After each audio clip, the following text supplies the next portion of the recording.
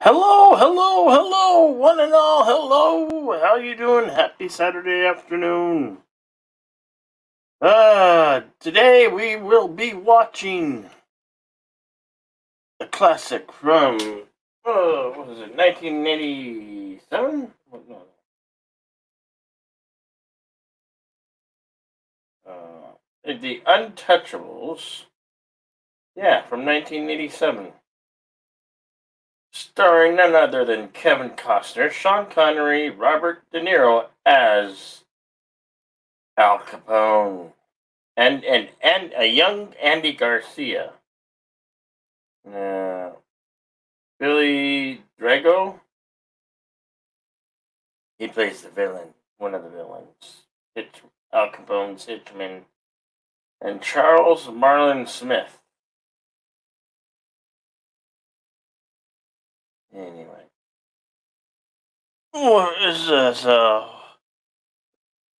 And then tomorrow I will be doing Open Range. So kind of a Kevin Costner weekend.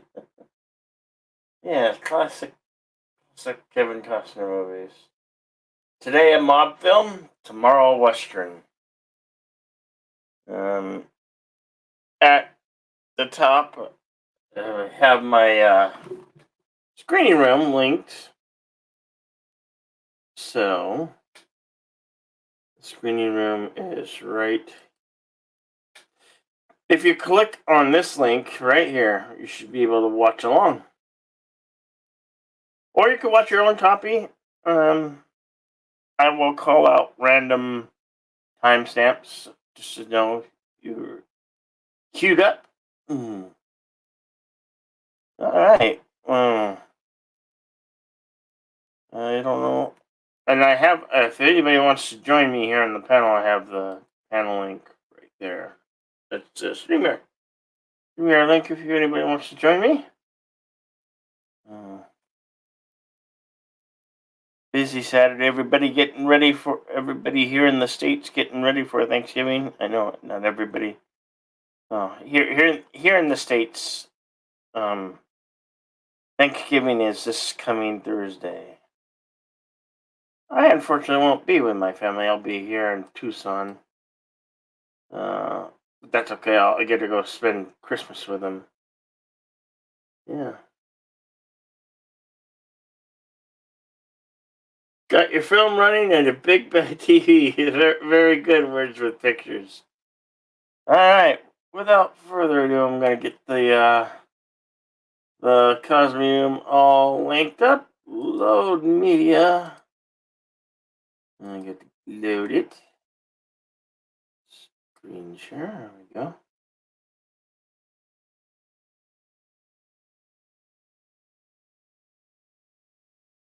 All right. And there we go. We got the screen room all set up. And all you need to do is push play. So, without further ado, I give you the Untouchables. Just push and play now.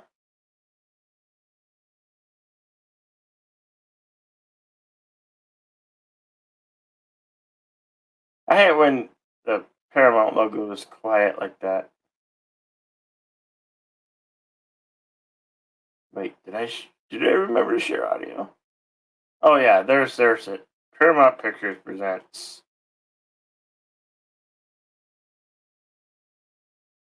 And yeah, here you have the music going.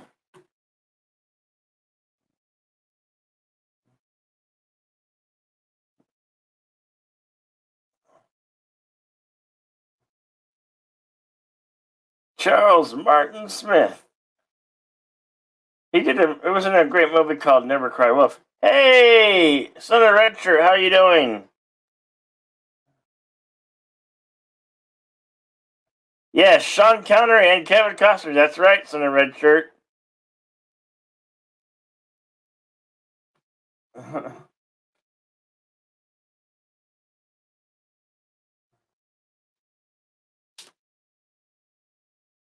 The Untouchables.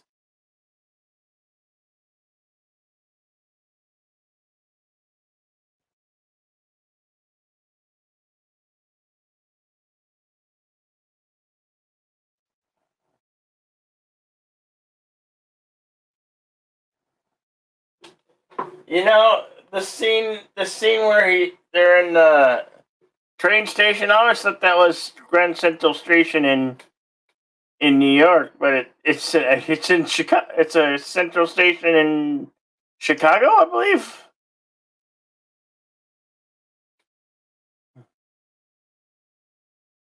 Don't know why you don't get the notification for this sooner. I saw your movie for tomorrow, but not this one.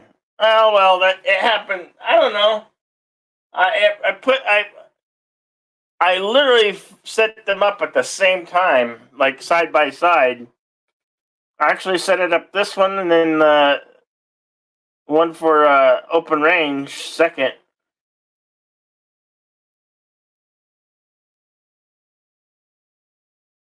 Produced by Art Linnison. Directed by Brian De Palma. Well, what can you do, son of red shirt?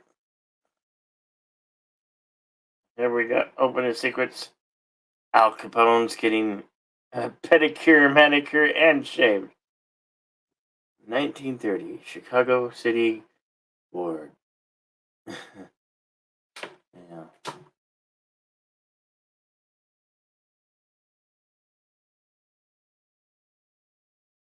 My timestamp is 3 minutes and 7 seconds.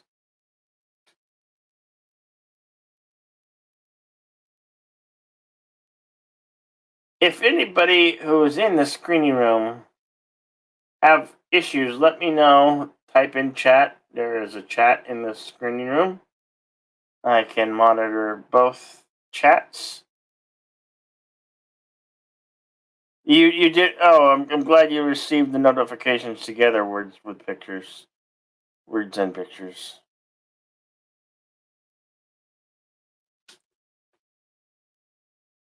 Robert De Niro actually gained had to gain a few pounds for this role.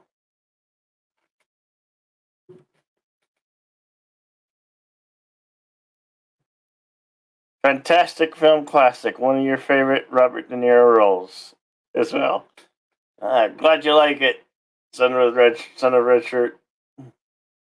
Son of a red shirt.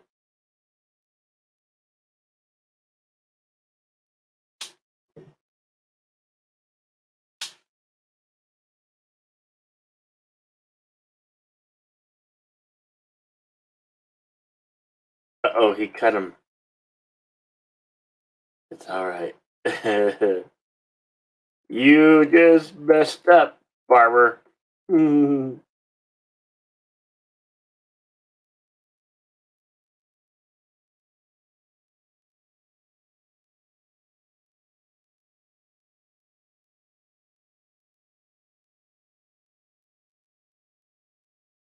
Yeah, you liar. You liar. Oh, this is horrible. This is a horrible scene.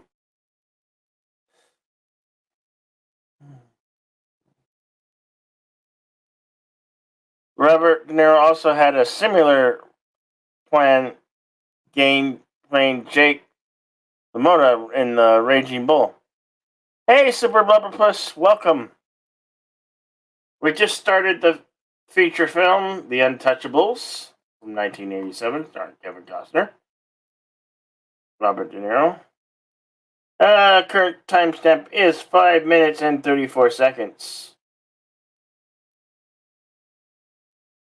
The link to the screening room is pinned at the top.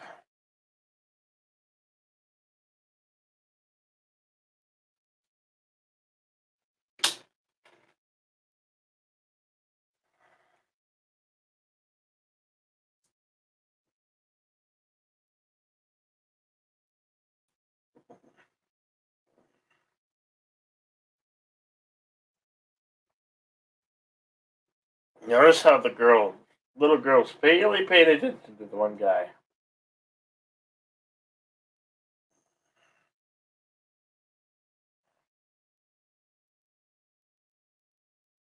Mister.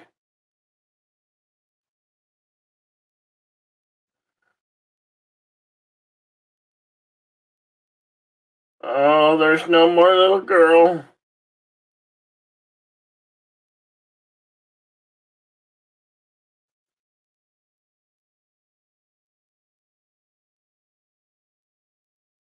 Ah, it's September.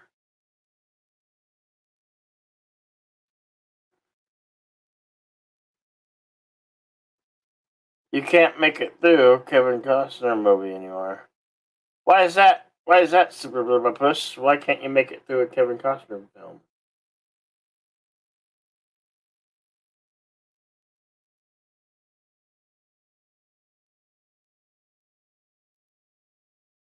Thank you, Super Blubber Puss. Hope you're doing okay.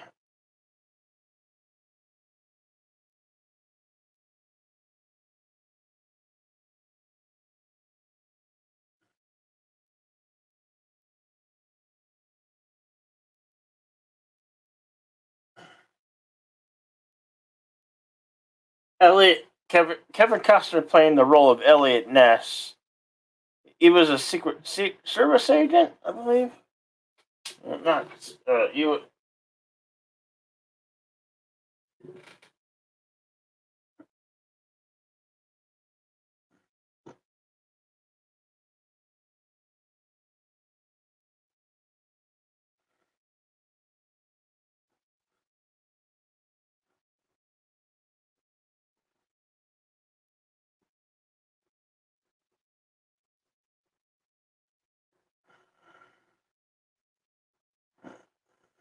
Oh yeah, he's a treasury agent.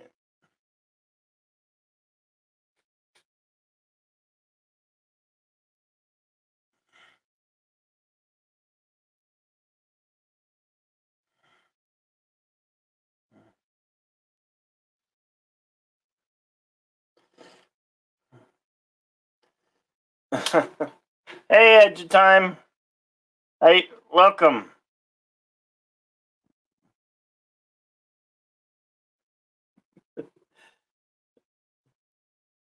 Too Fed for Jedi's putting Kevin Costner double bill shorts. I believe tomorrow's feature stars Robert Duvall and Kevin Costner. Yes.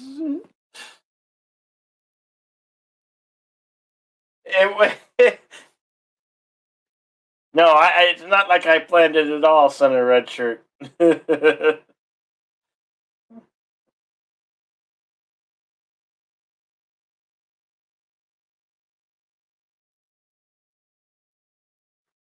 Yes, she is.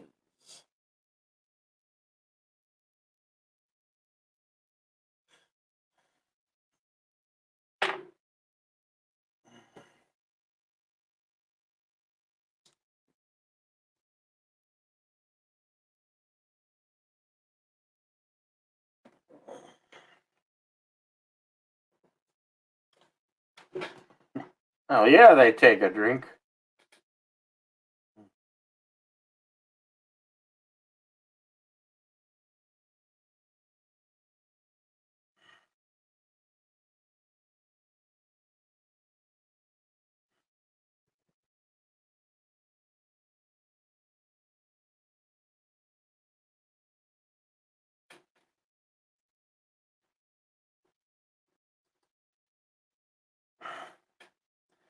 Okay, my timestamp is 10 minutes and 32 seconds into the film.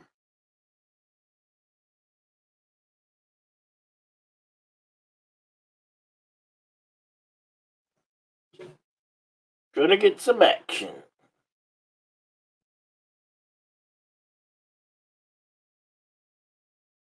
Uh-oh. Bottles made with uh, all coming from Canada. Red maple leaf.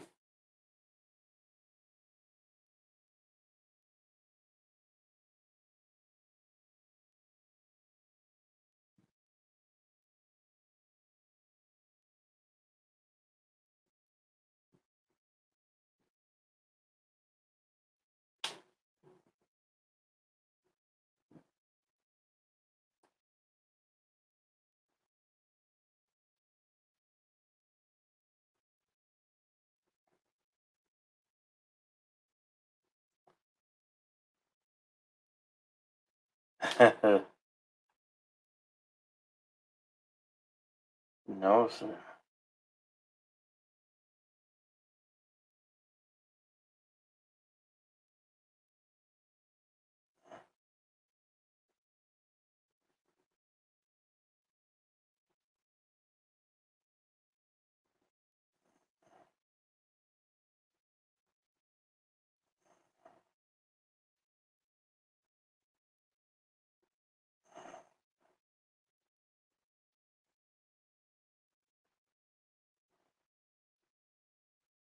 You like Robert Duvall? Yeah, remember Robert Duvall and the Great Santini? You guys remember that film? I think that was one of the films where I first seen Robert Duvall.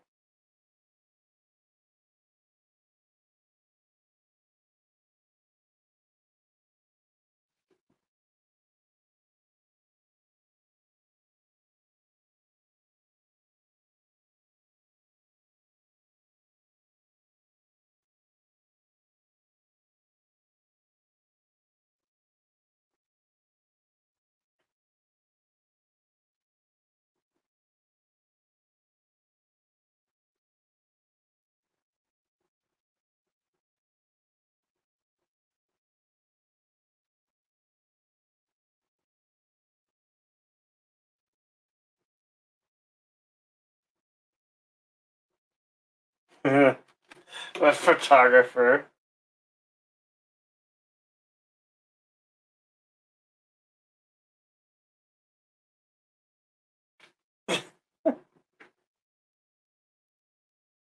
You remember the Great Santini? Of course, they based on that film of my.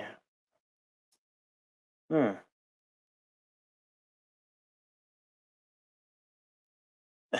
Based on your father.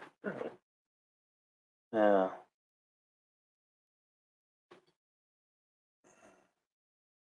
Here comes their ORB ramming vehicle with a big old bulldozer thing.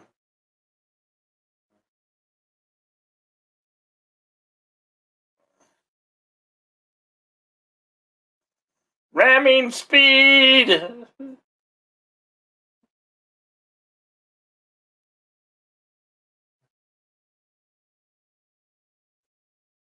Yeah, that's all right. That's I keep on. Yes, I forget. I often forget that or Duvall is in the Godfather movies.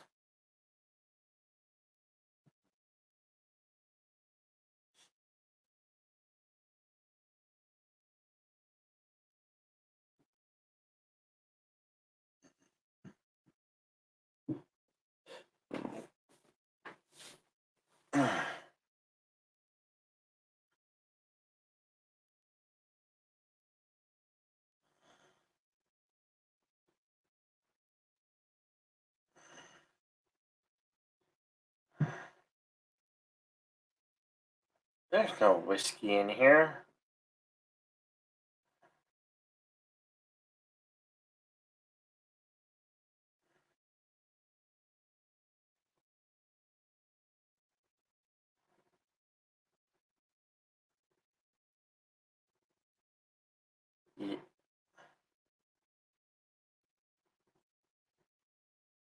That's a giant cocktail umbrella.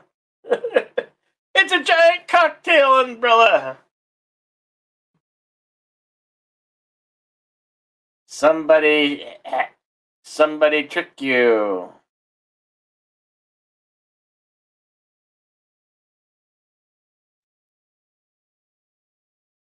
Current timestamp is 15 minutes, about now 16 minutes, 4 seconds.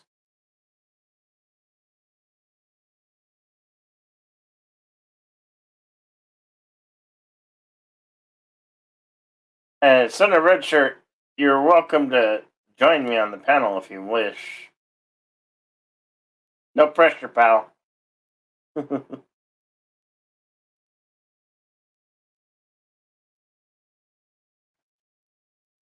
Oh, yeah, you blundered.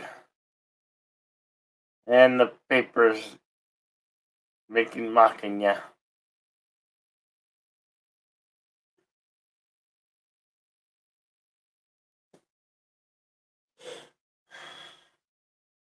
What can you do? The 1920s have ended and you're into the 1930s.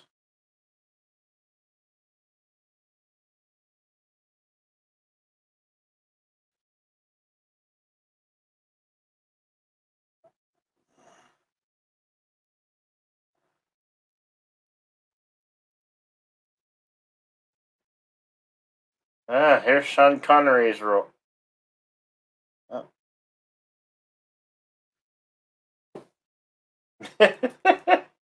You don't throw your garbage in the trash patch.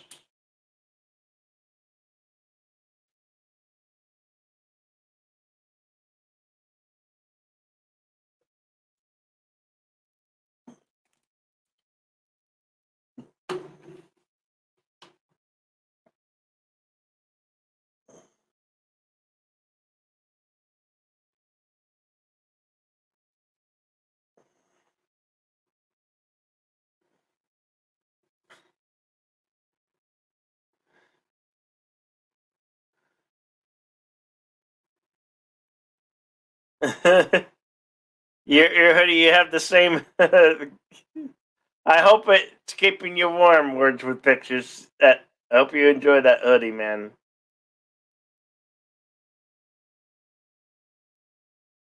You have the same picture, yeah, the icon. Yeah, I believe I put on.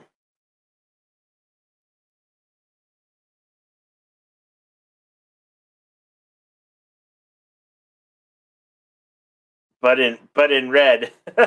Yeah, I know. Yeah, it's if you ordered the Sith one, where I'm a Sith holding a red lightsaber.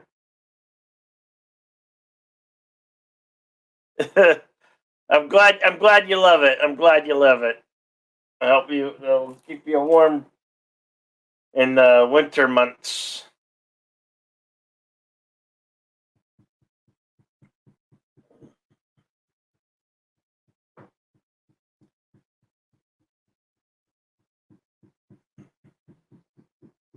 Stop the tapping! The neighbors are tapping. Sounding like it's the neighbors above me. For the love of God, stop the tapping!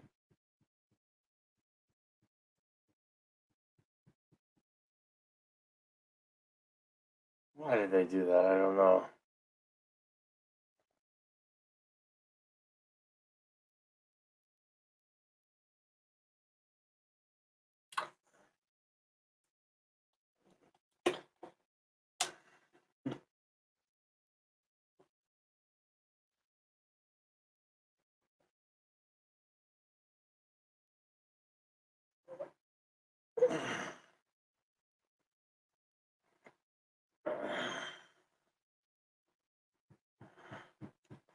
They did a really good job at making it look and feel like it's back in the 1930s. This was in the late 80s when they made this.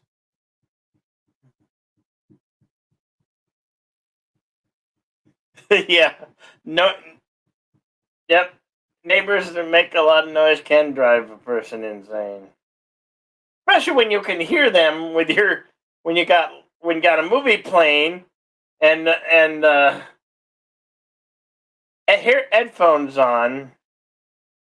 I can literally hear them tap tap tapping. Like, what are they doing? Tapping their feet or tap dancing up there?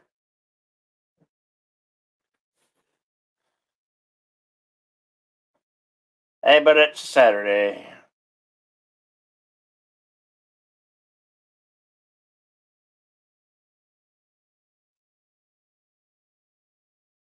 He's laughing at Elliot Ness. For the love of God, stop the tapping! They're still tapping.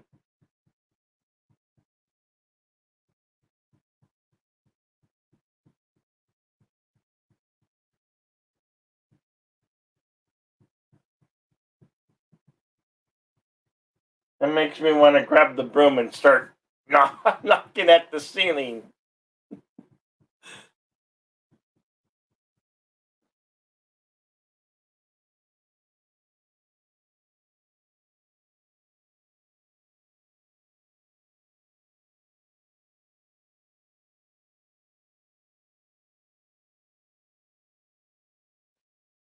I think the lady who lives above me has kids, and maybe they're in the bedroom and they're tapping their feet, or they're on the telephone or something.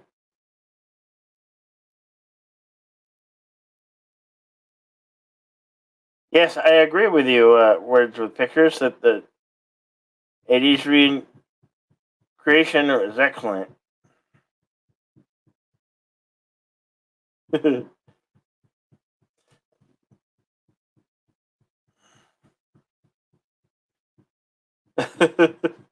Thank you for that, in a red shirt.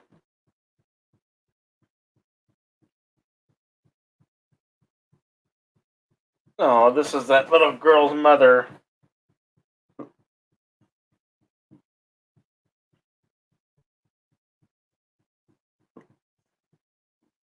Shove your lightsaber through the ceiling.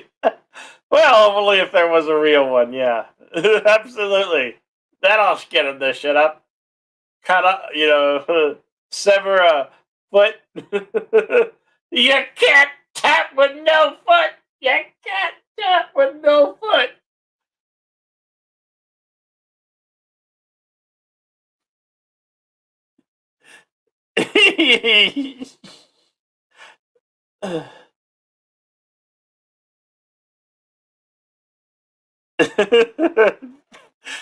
Thanks for the suggestion, Super Rubber Puss. You need a few shotgun blasts through the roof. Keep your neighbors quiet. Yeah. Unfortunately, it's a single mother and two kids in their early teenager years. So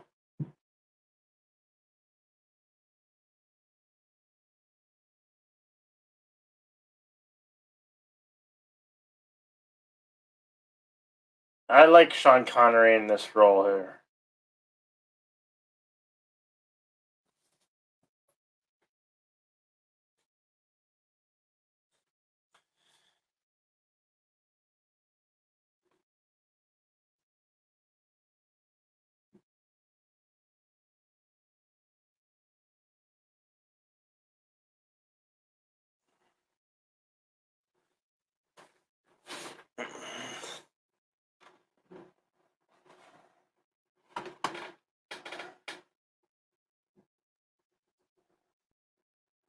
All right, my timestamp is 24 minutes and 55 seconds into the film.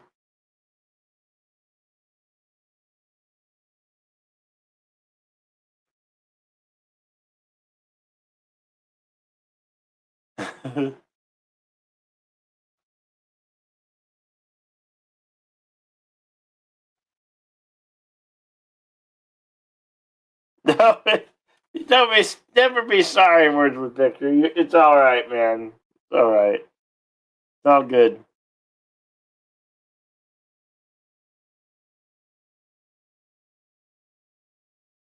Yeah, that is true, Super Puss. But you know, this is a. I guess there could be worse things.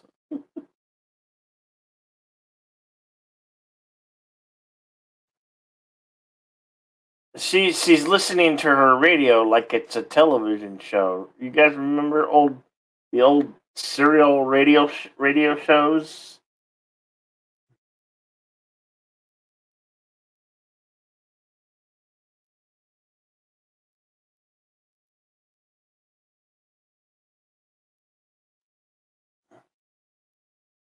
The old radio shows that they used to produce.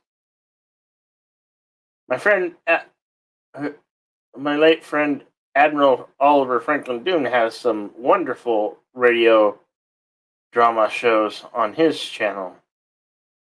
Should check that out. Matter of fact, let me see if I can find the link for you guys and put it in the chat for you.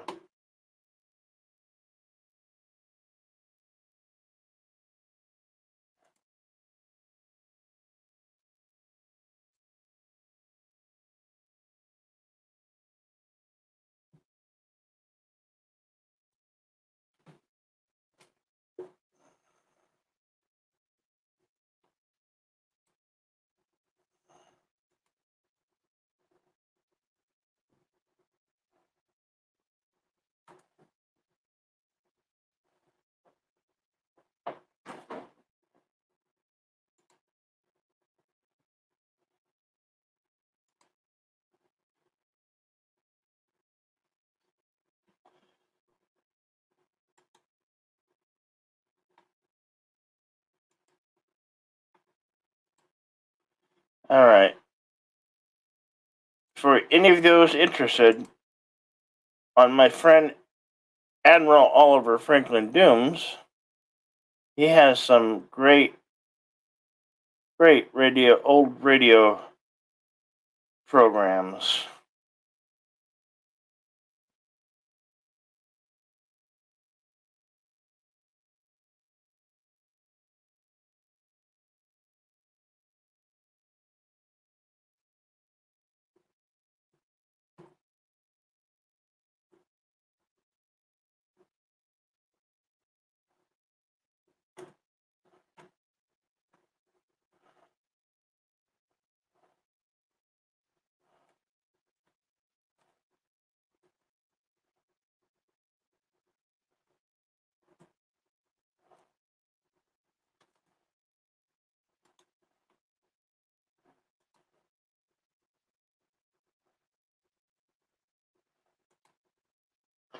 There you go. There's the link to Admiral Doom. You go to his channel. You can still listen to some great old timely radio programs from the 50s. I don't know, but they're quite good. So if you are interested, click on that link for some great radio programs.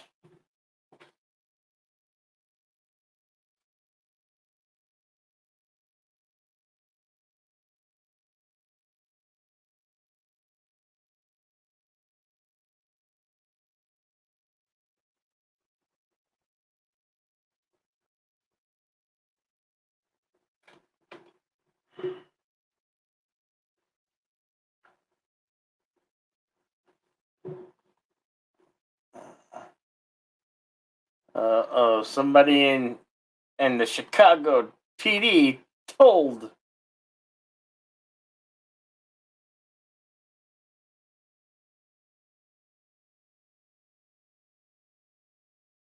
Awesome.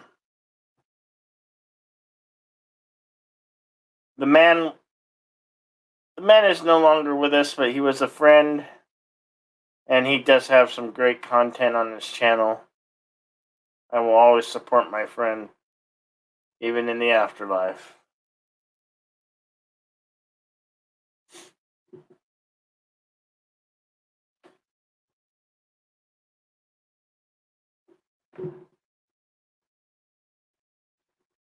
And here's where we meet a young Andy Garcia. Boy, he was so he was so young looking in this film. How he looks now? Well, put 30 plus years on it, you know.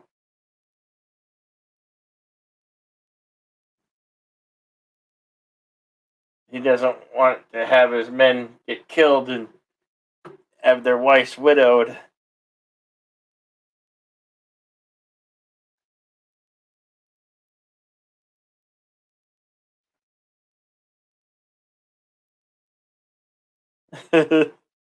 Yeah, air defenders.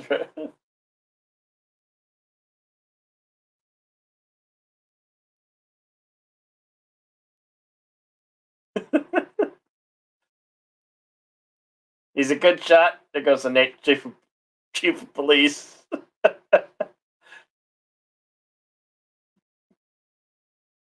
Nice shooting, Tex.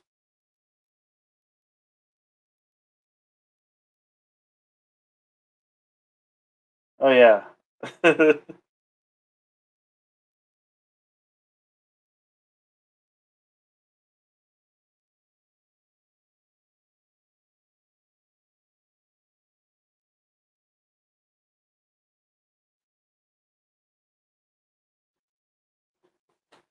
Absolutely words with pictures.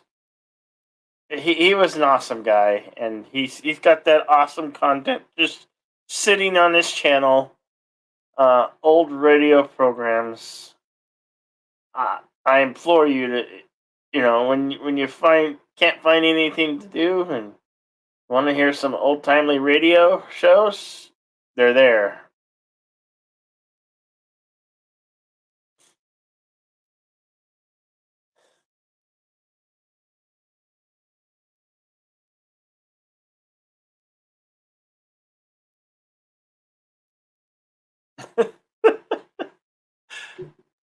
Hey, Resolute Germ. Good to see you, pal.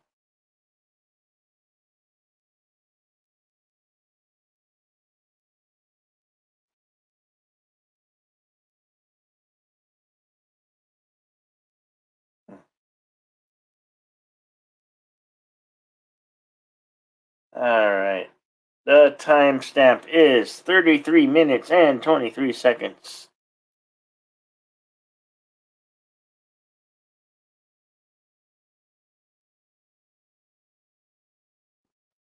On a liquor raid. Throwing shotguns out. the, the accountant.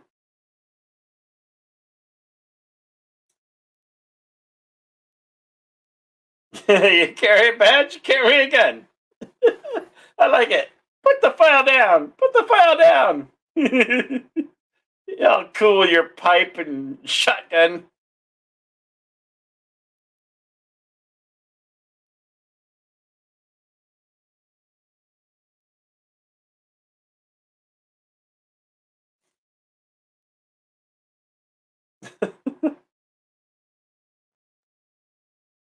Where the circus? They did such a great job at making it look back in the 1930s. I mean, look at this scene here with all the old cars, the double decker bus.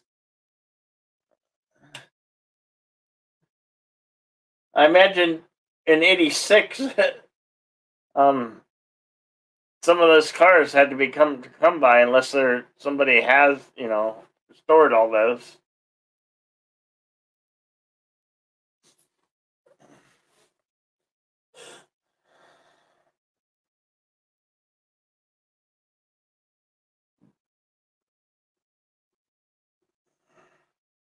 Is that a post? Yeah, was that a post office or a bank? There was no glass on. There was no glass. It looked like a bank, but also looked like a post office.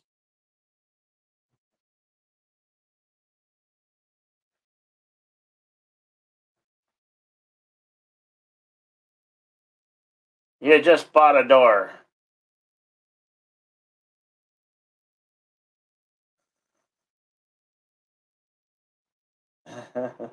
He'd been waiting to say that for a while.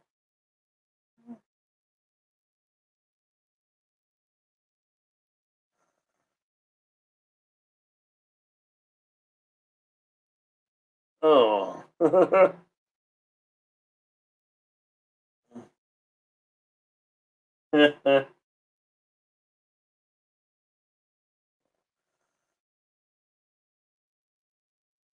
Well,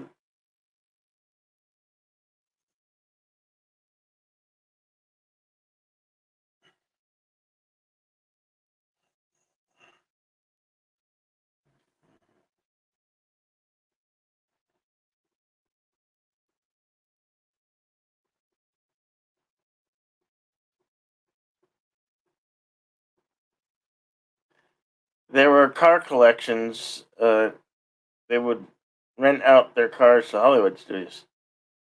Yeah, I imagine so. But yes, this is before CGI really. CGI was out there, but it just wasn't really widely used because um, they had CGI for the movie Young Sherlock Holmes. If you guys remember that one.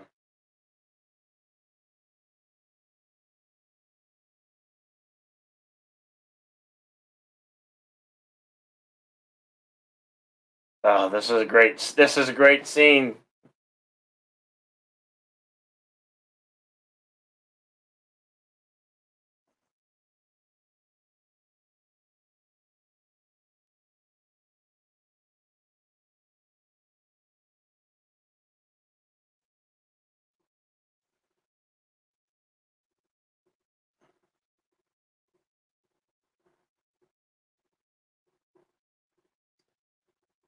Too much pasta.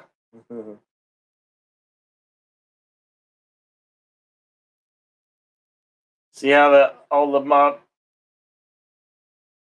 They came together at a round table.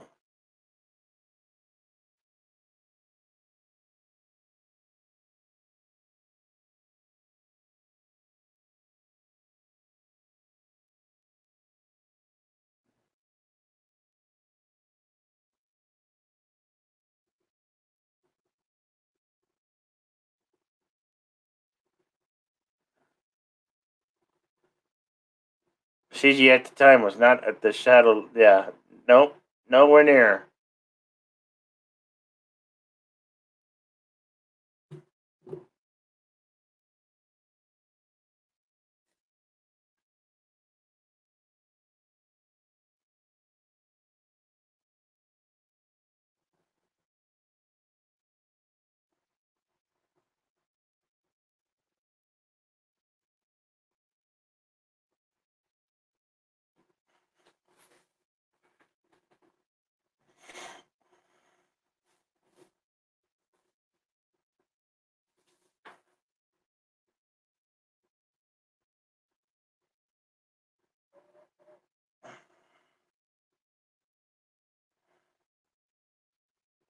Oh, this is the guy that let the place get broken up.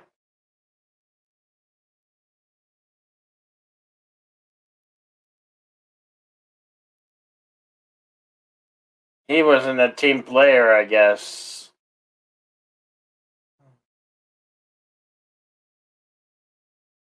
Oh, that's making a mess. Making the nice tablecloth all red.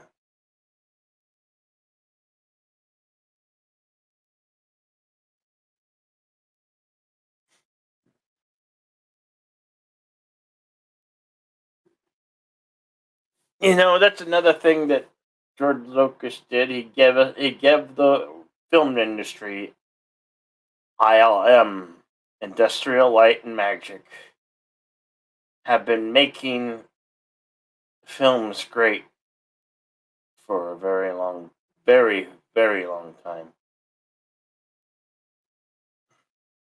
If you guys remember the film, as I was talking before, the young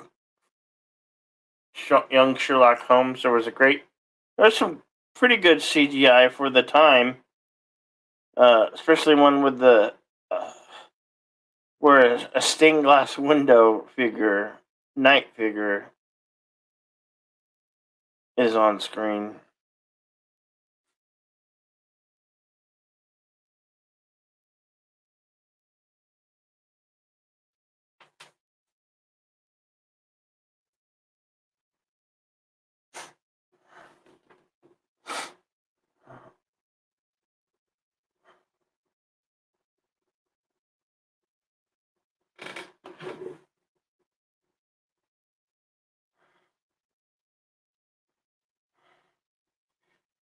That actor there, Charles Martin Smith, did a pretty interesting drama called Cry Wolf. I don't know if any of you saw the movie Cry Wolf, where he goes to study wolf and caribou.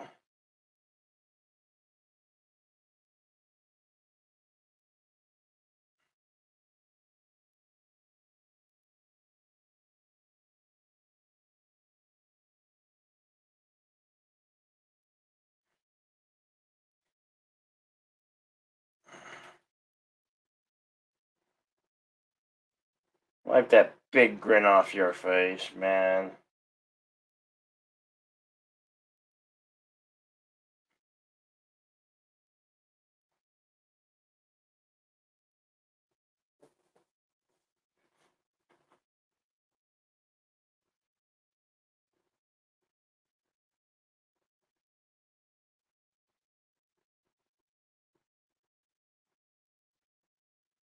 He plays stupid.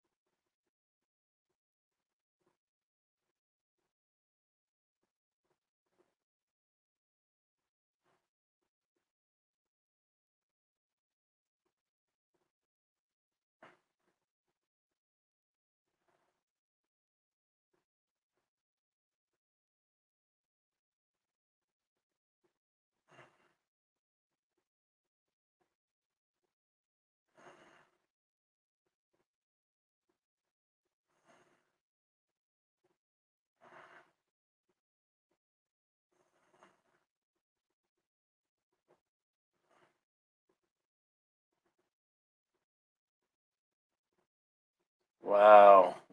They came to it. They came to his house. How dare they? This actor here, I think he's no longer with us either. Um, this actor's name is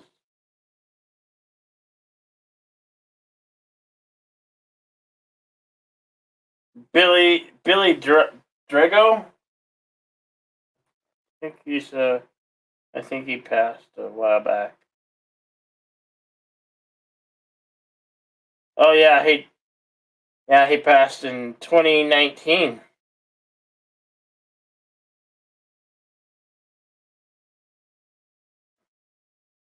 Played a bad guy in a lot of films and TV shows.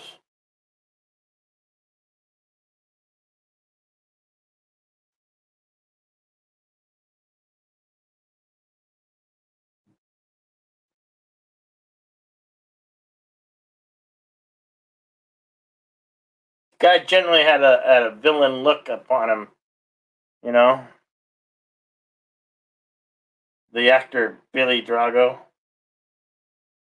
Billy Drago.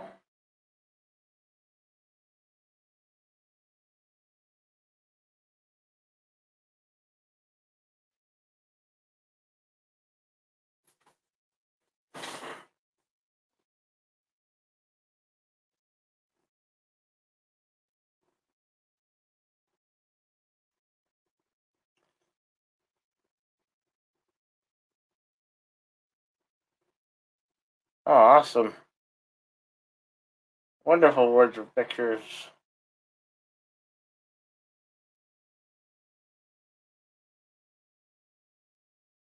Ah, that's sweet. Yes, protect the wife and kid. And baby on the way.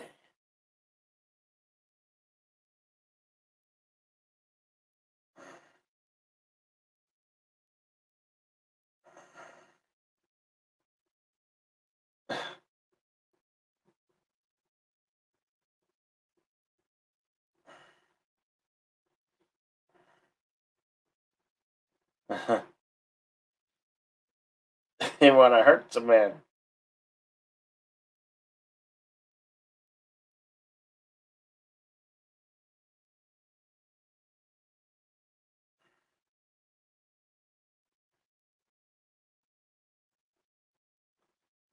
What are we doing standing here? Second rule of police work. Don't tell the boss. You gotta tell the boss.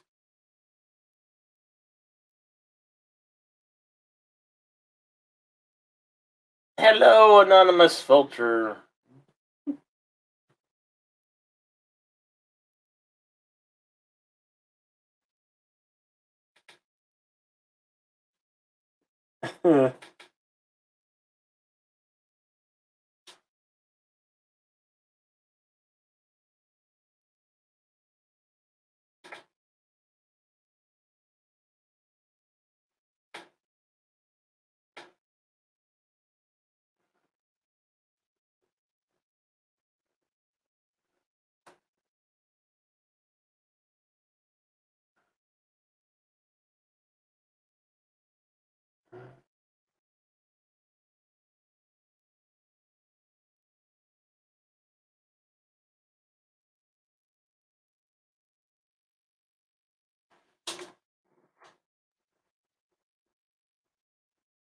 All right. Current timestamp is 47 minutes and 49 seconds.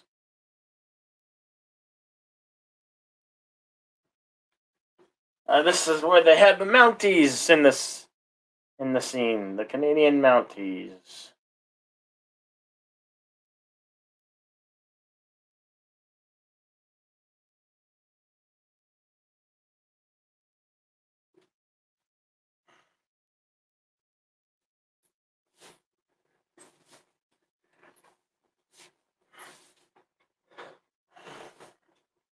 Oh, they gotta confiscate the liquor and the cash. Oh yeah.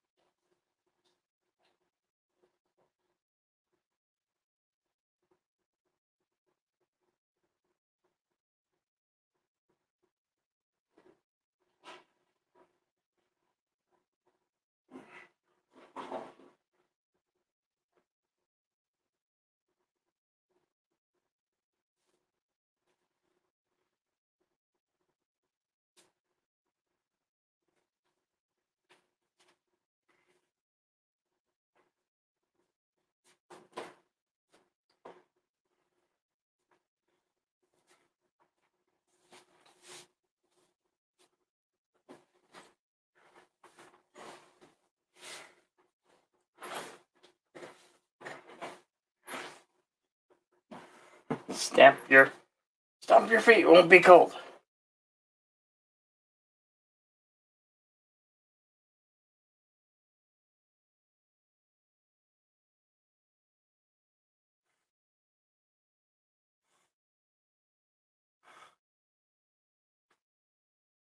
Feels like a 1095's Western right now. Yeah?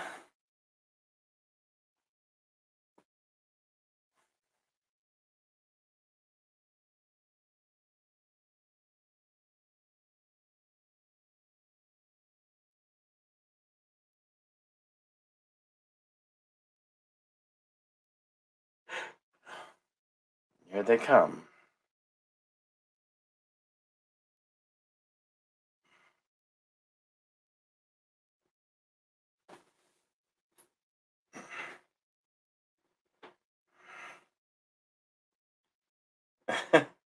Hey, Super Bunny. We're watching The Untouchables. If you wish to watch along, it's pinned at the top. Current timestamp is 51 minutes and 31 seconds.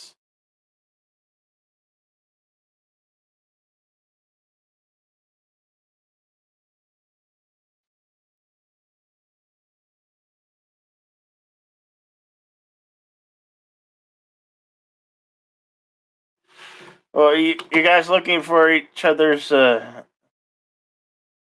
can get Resolute terms, no problem.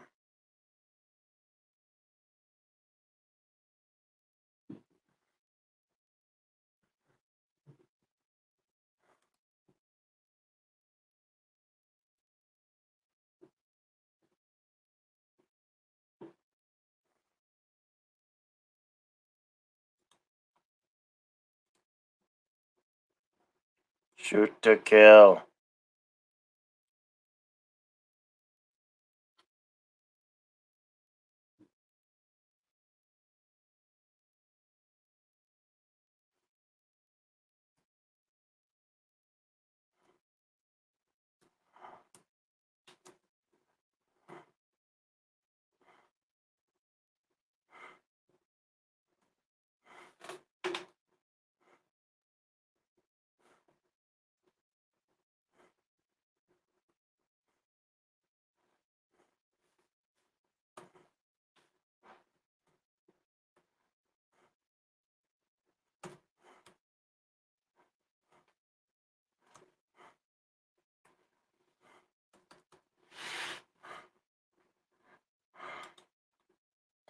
They went early. The Canadians went early.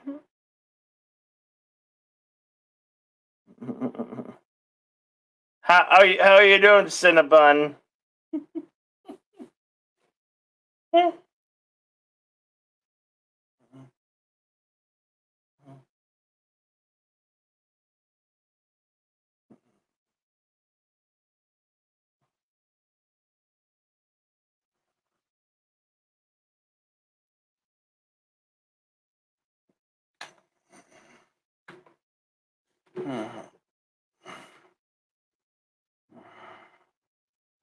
Here they come.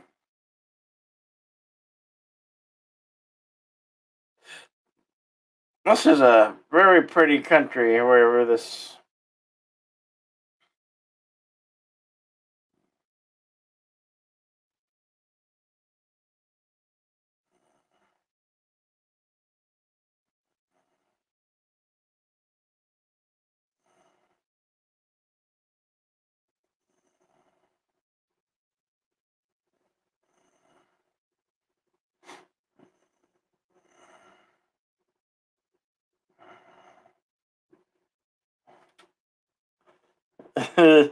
Stopping by for a while, you eat some lunch. Awesome, Cinnabon.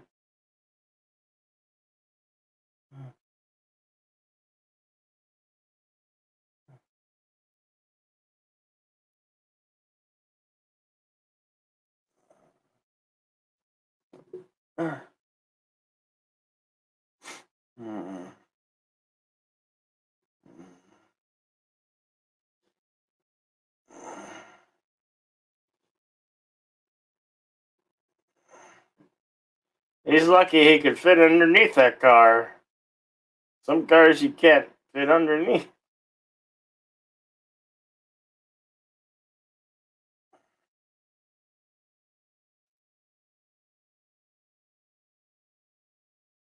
Yeah, enough of this running crap.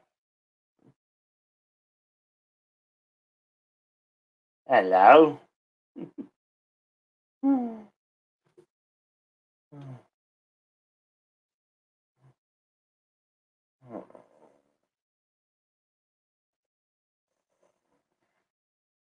Uh-oh. Jam is out of bullets. That's right. Charge his ass.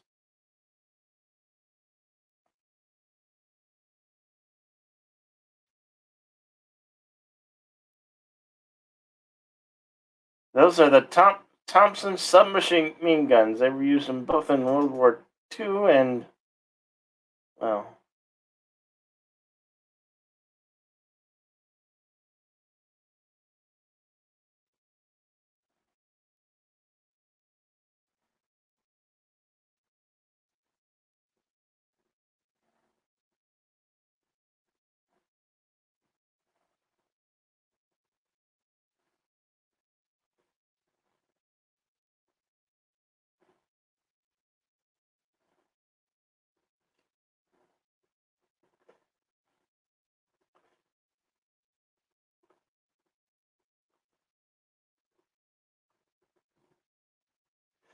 you sold. Really? Is that true? Super Bubba or Cinnabon? That's great. Wonderful. So, oh,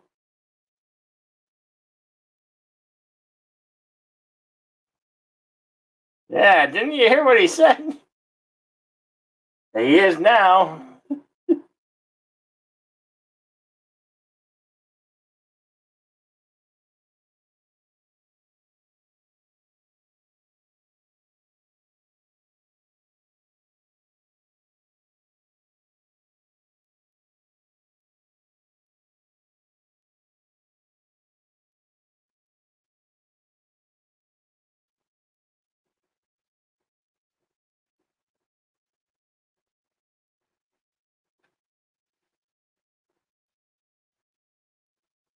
Yeah, sit down.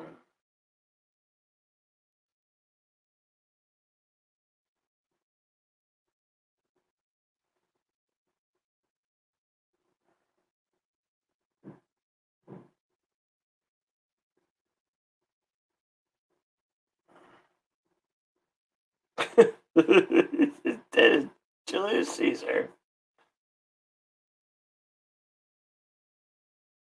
Yeah, you done your duty, man. I love, I love Sean Connery's tactics to get this guy to talk here. It's wonderful. Great scene coming up.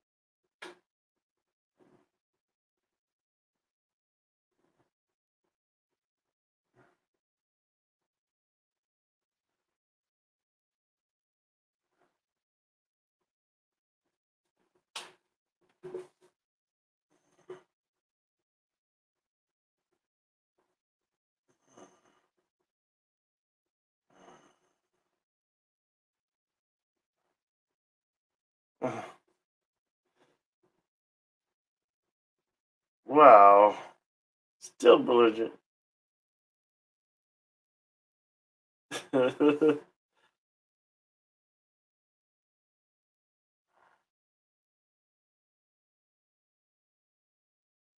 Can't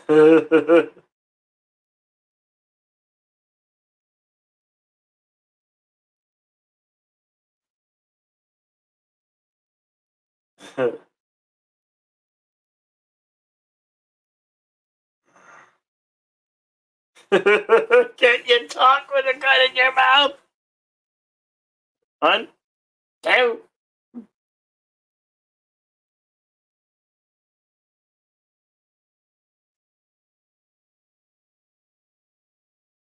Now he's singing like a canary. What do you want to know? I'll tell you anything. I'll tell you anything. Just don't blow my brains out.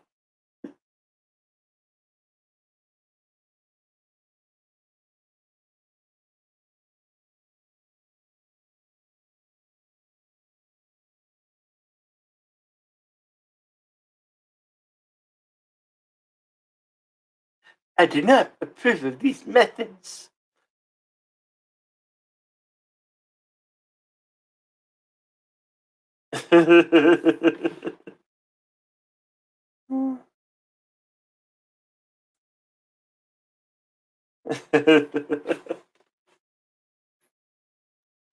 What?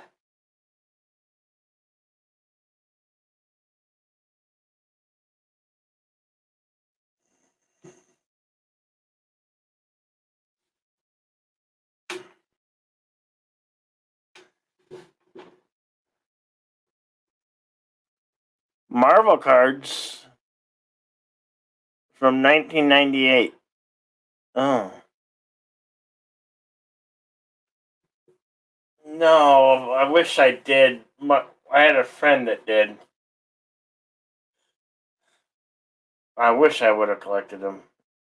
It's just, I was collecting other things at the time.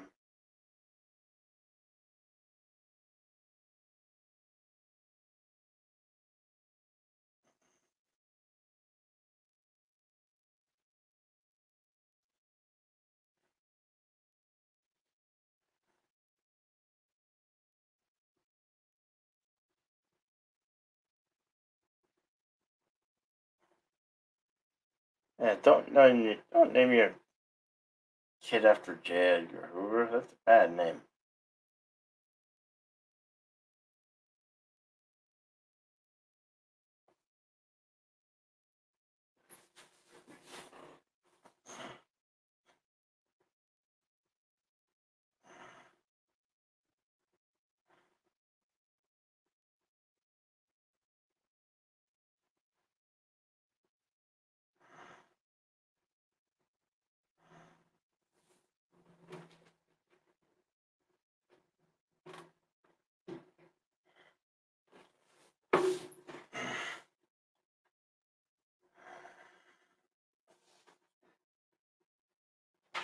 $28.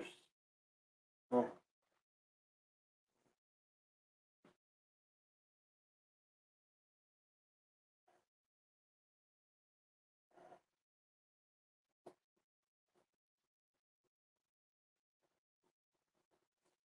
Uh-oh.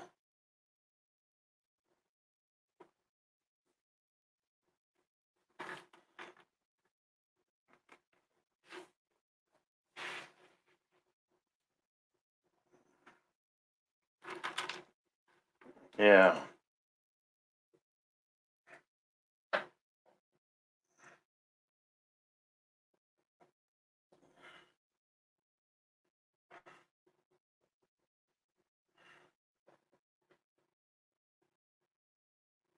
Except for you should have went alone.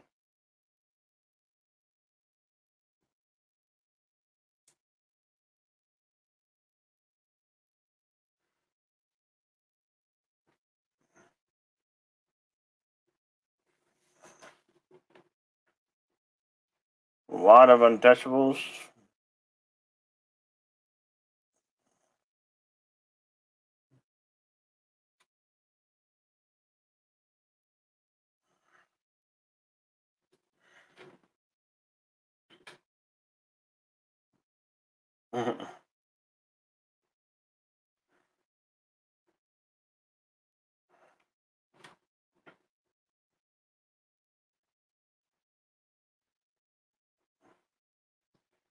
Current timestamp 1 hour, 5 minutes, and 21 seconds.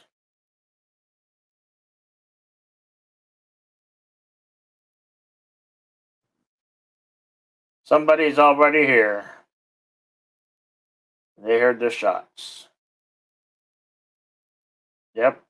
Service elevator.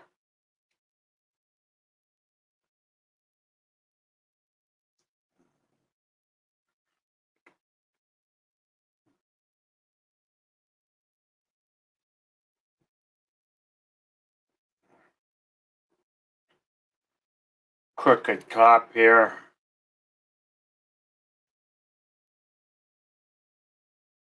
You know, he's the one who gave them access.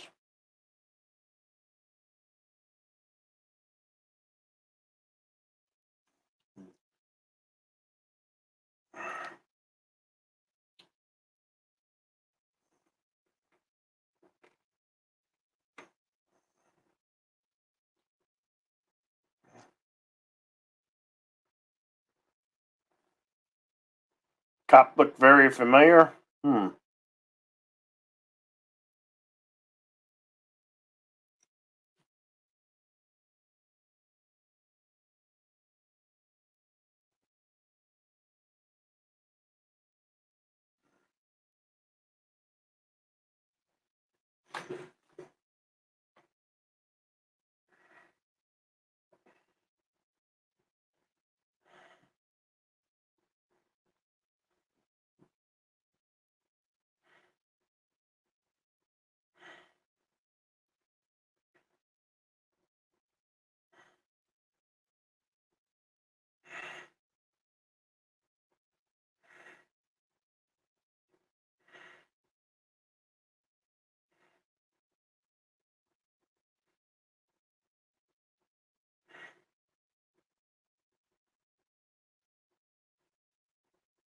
No, they did.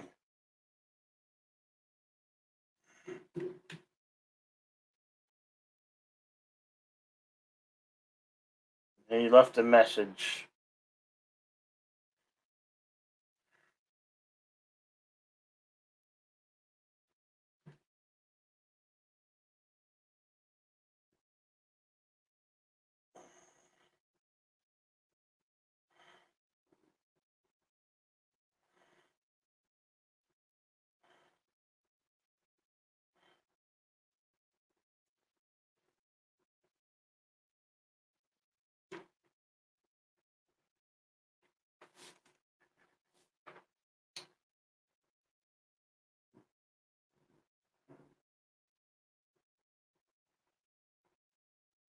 Well, this is where he goes to confront Capone.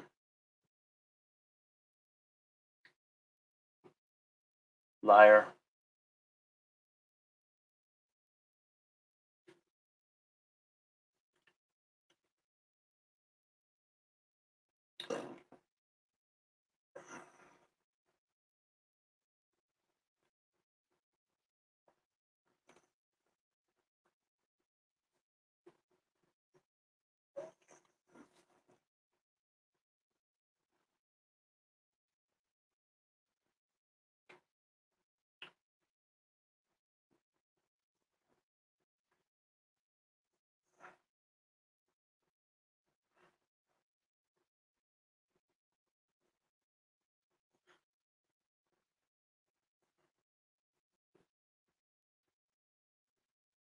That's a lot of fedora hats.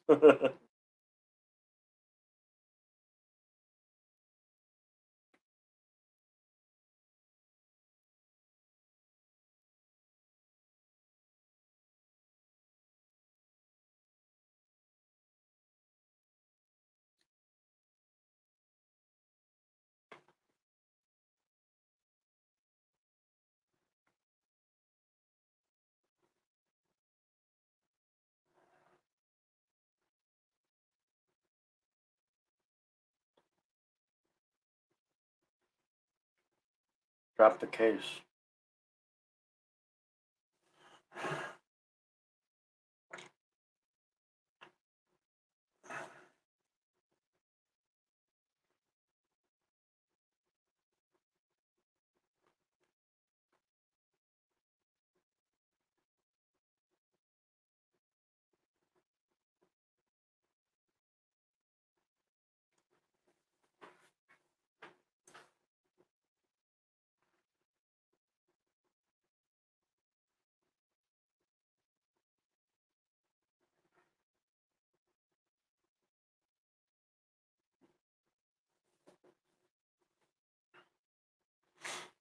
I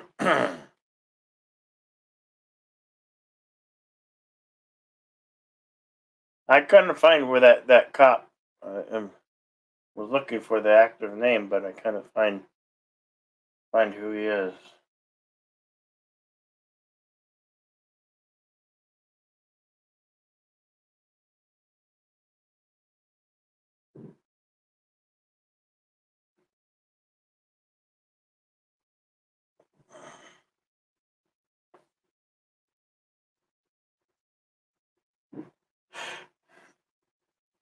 You need the bookkeeper.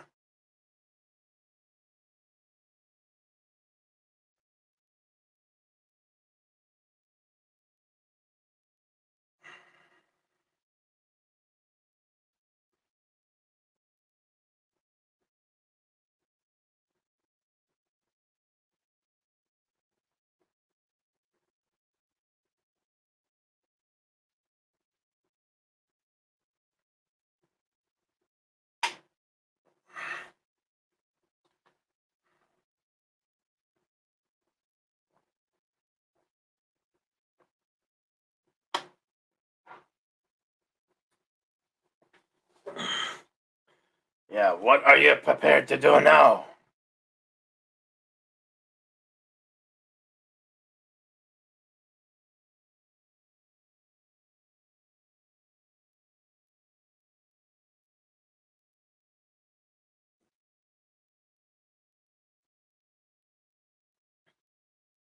Gonna see what trouble you can get into? Huh.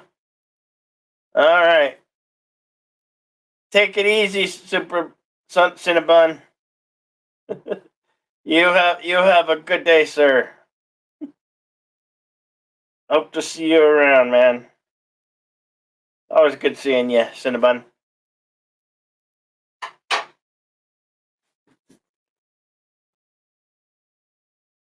Don't have. You could have a good time, but just don't have a really good time.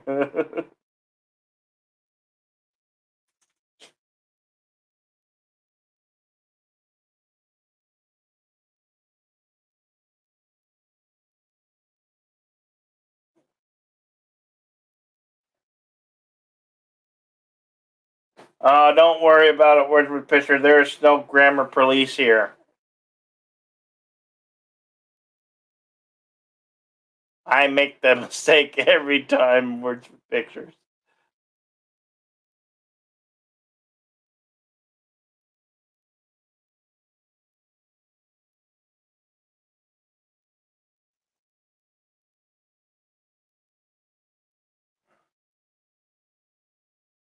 The bookkeeper.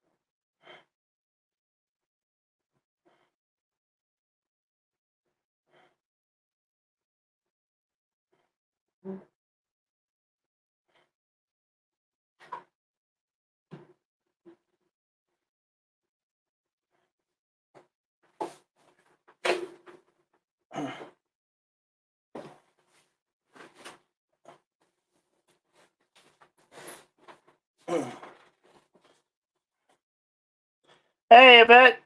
Good to see you. How you doing today?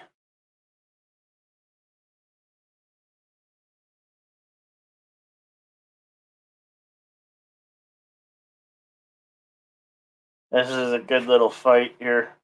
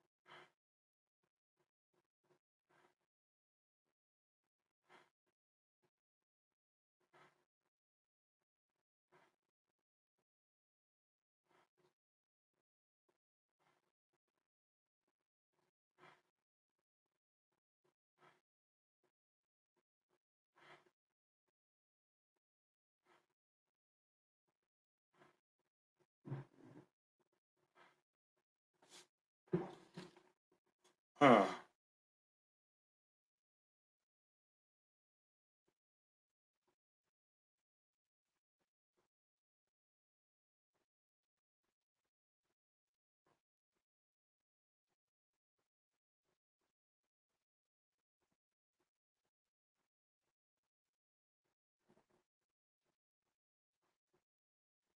Oh, but they do.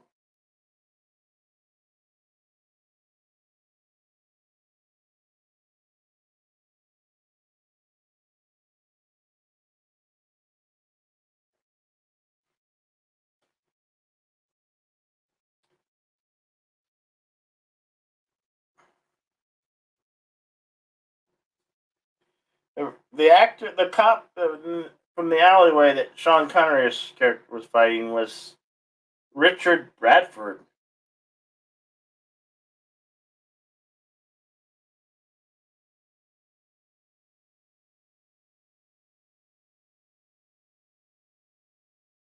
Finally found his name. Took me a while.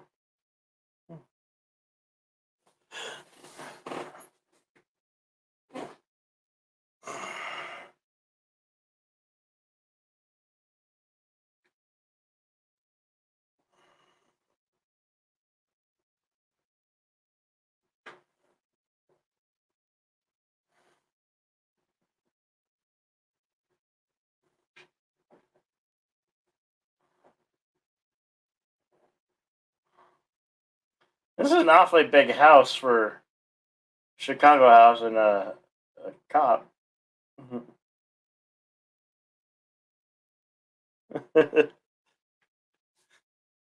uh, I saw it there before. I just wasn't sure it was him, but yeah, I finally can confirm that the cop that gives out the information was the actor Richard Bradford. Sadly, is no longer with us. Passed away in March 22nd of 2016.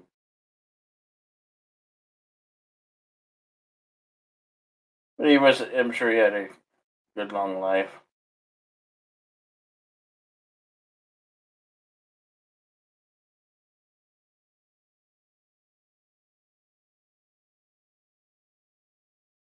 I like this. He knows that he's being watched.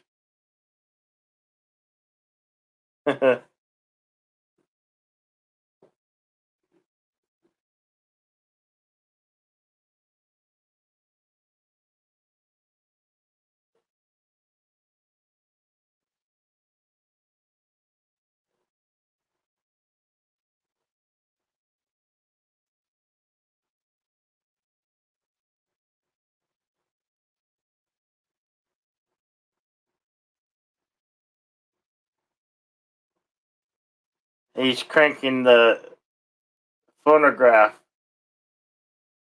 the record player. It's like bringing a knife to a gunfight. He was the bait. Except for he's the bait.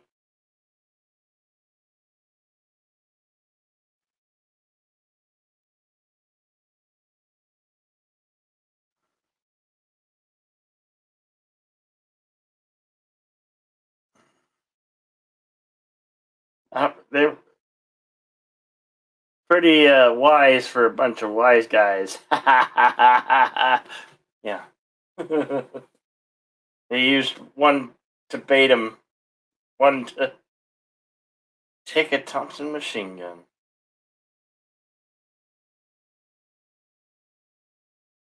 I thought, okay, who's dragging him? And then you see this scene. Oh, he's crawling on the floor.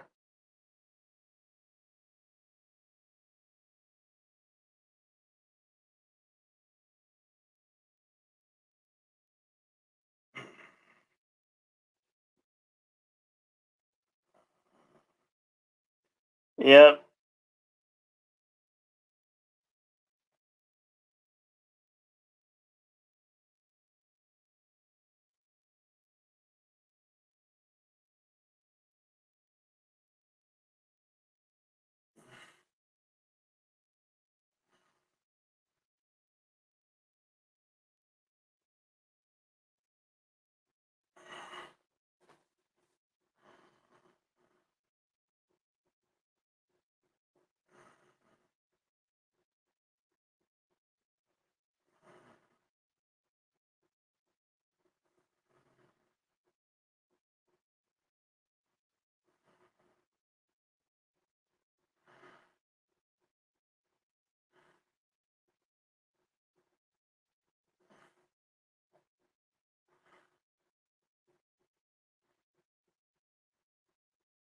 The neighbors are just gathering outside because of the noise they heard.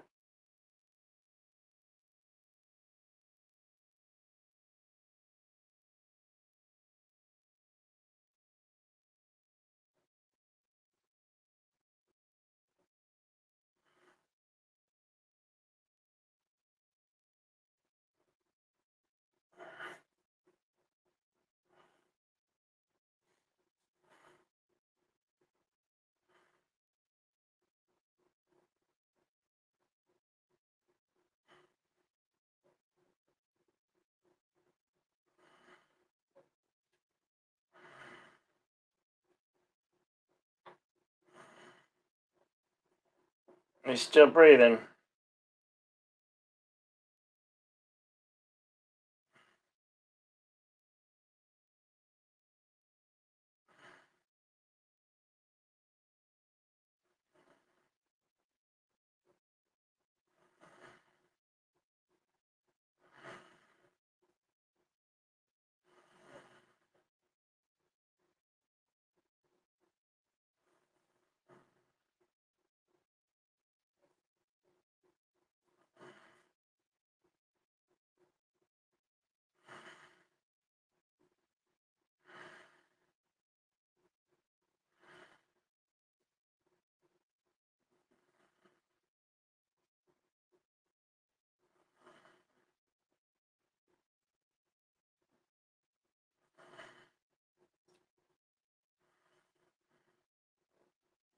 What are you prepared to do? What are you prepared to do?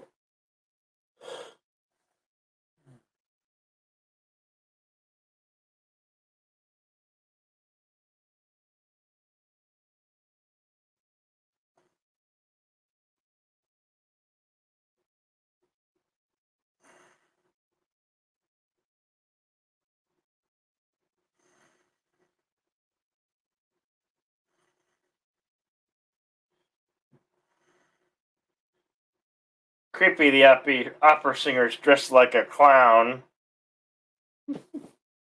Not that it matters.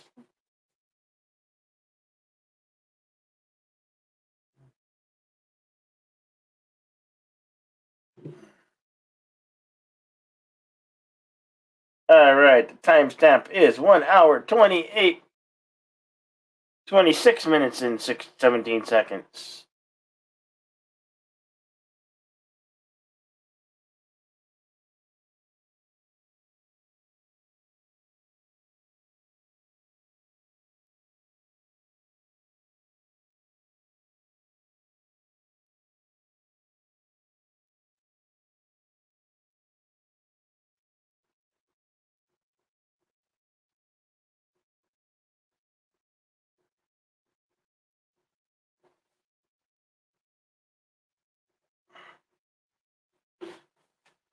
I would imagine that's uncommon seeing naval men. There is a naval base in, well, all I can remember is that my brother was in the Navy for a very short time. And when he went to his basic training, it was in Chicago, Illinois.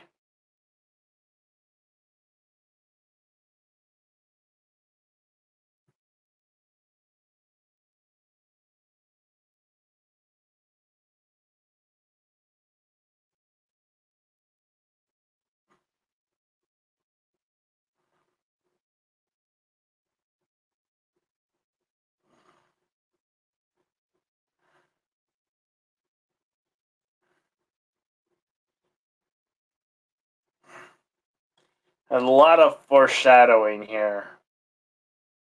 The baby, the bags.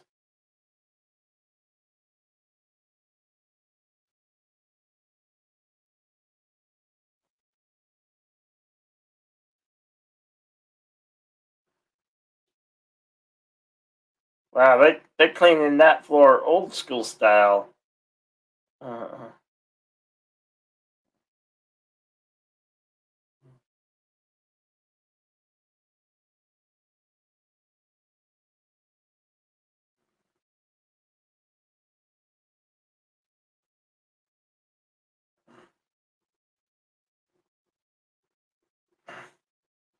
This is before they, made access accessible for like wheelchairs and mothers with their strollers.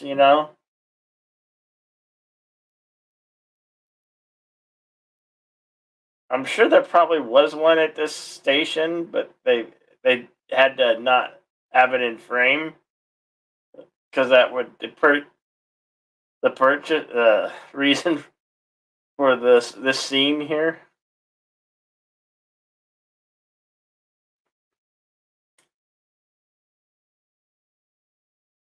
That whole nursery rhyme's going on the whole time.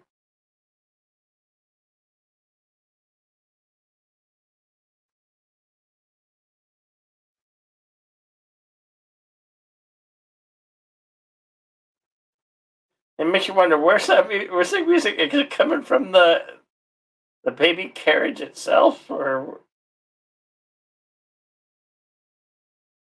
just kind of playing in the background? You know.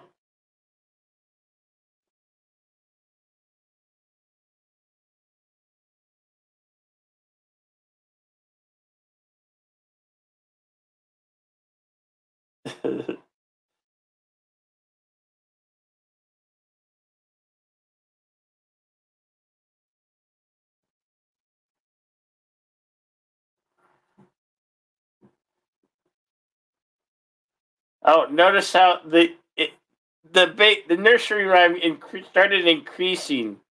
Why, you watch this many times without headphones, and then you watch it with headphones. You really hear everything that's going on. So sometimes watching a movie with headphones on, you hear more than what you normally would hear, especially when you've got bad hearing like I do. But I'm hearing sounds and it's like noticing that kind of creepy nursery rhyme going on in the background.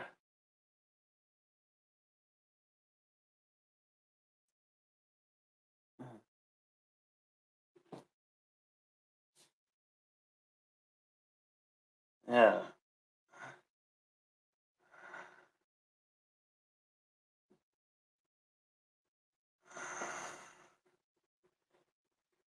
He just saw who he was looking for.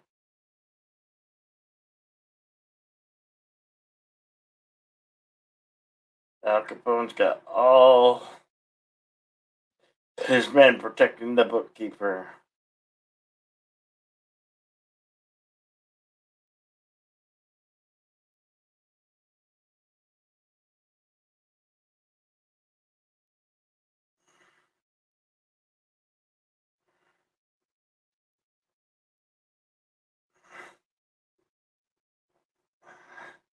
Somebody's about to make Elliot nest. The one he punched in the face. Broke his nose.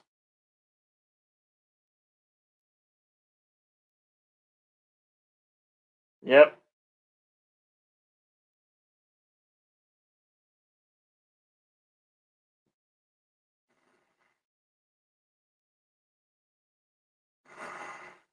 That's it. Blow him away.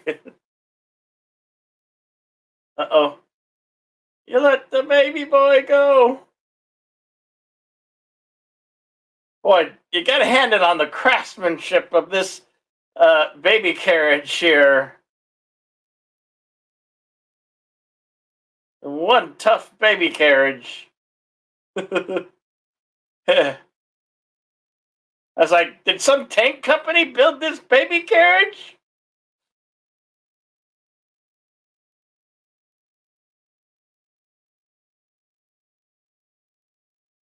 $25 million for this budget of the film back in 1980s. Yeah, that was a lot.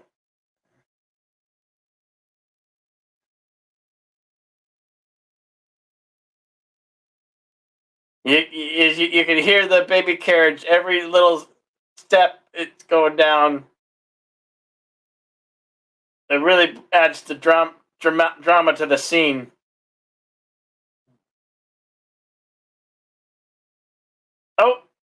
Navy guy just got capped. Poor guy.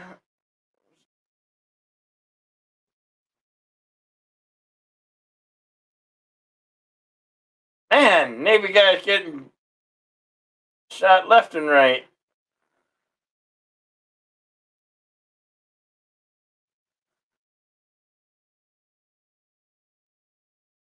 Nice catch, man.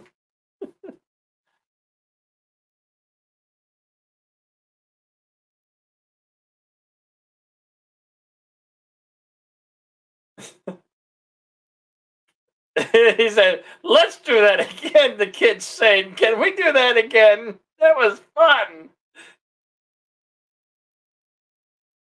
Your baby's all right. You got him?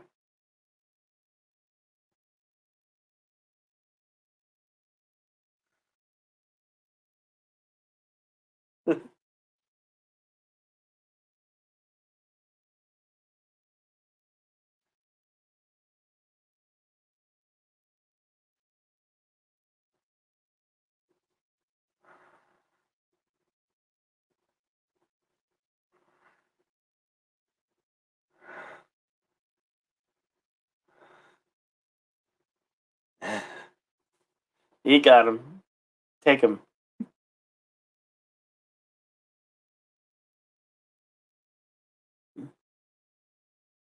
His eyes intensify. You're about to die.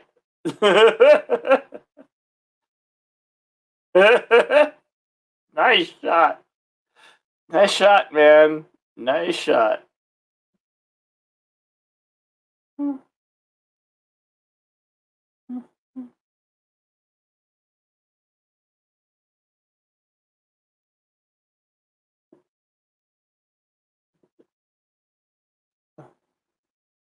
Yeah, 3 Navy guys got sacrificed in the line.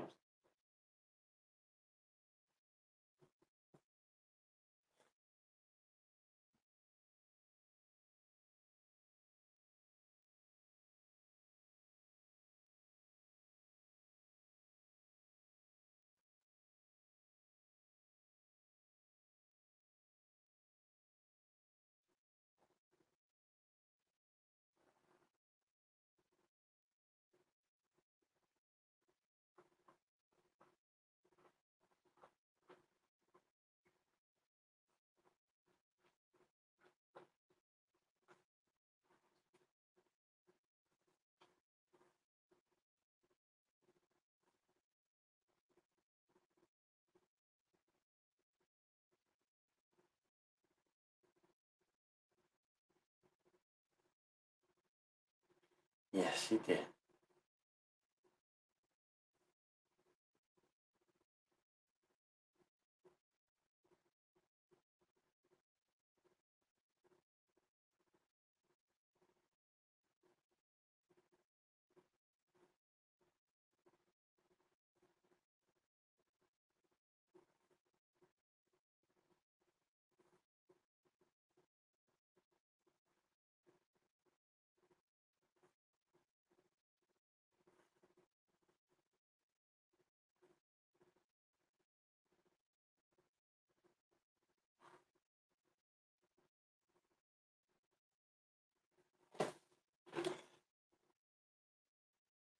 There. Yep. He's smiling.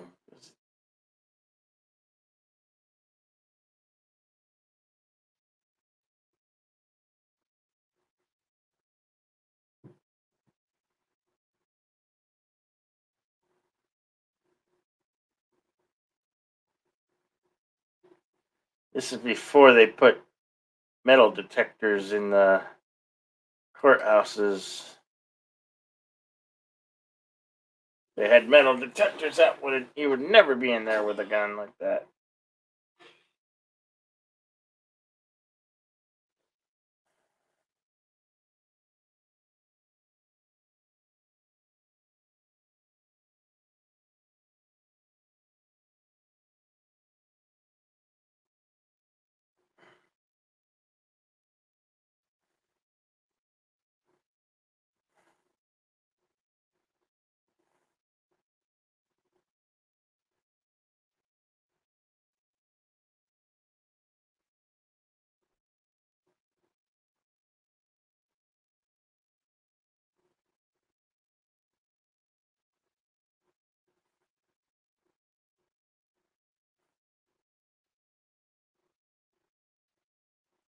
Time is up.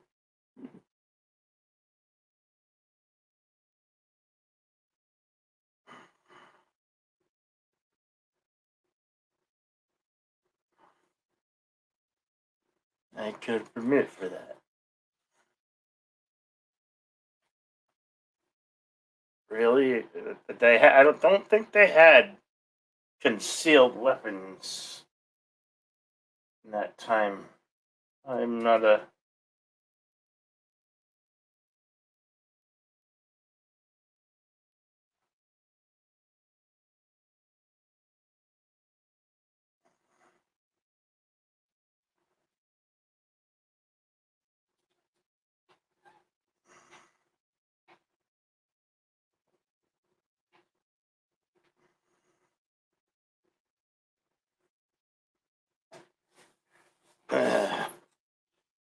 The one clue he's holding in his hands for this book of matches.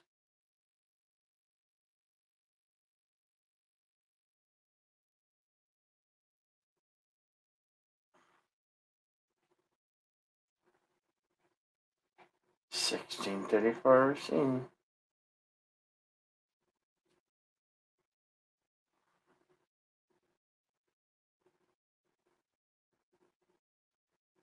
Oh, he knows. Yep.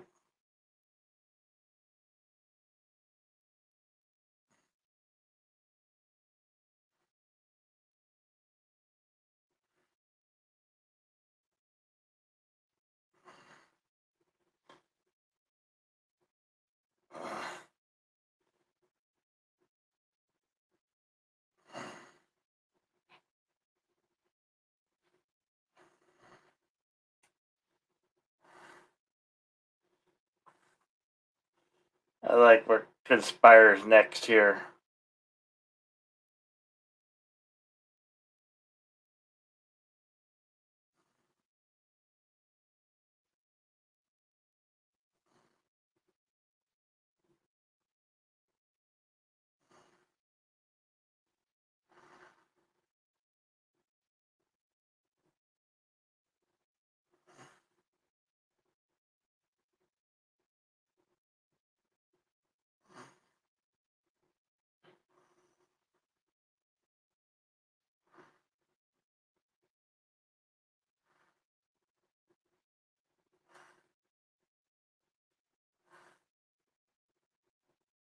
What did he do? Roll up the roof?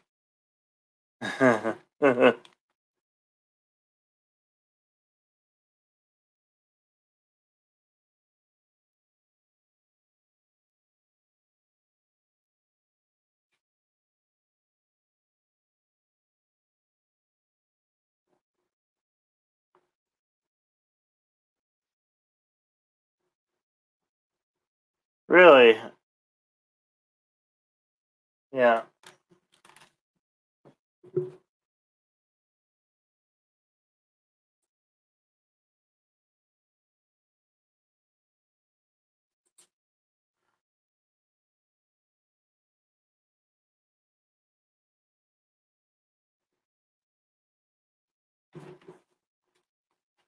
What's that?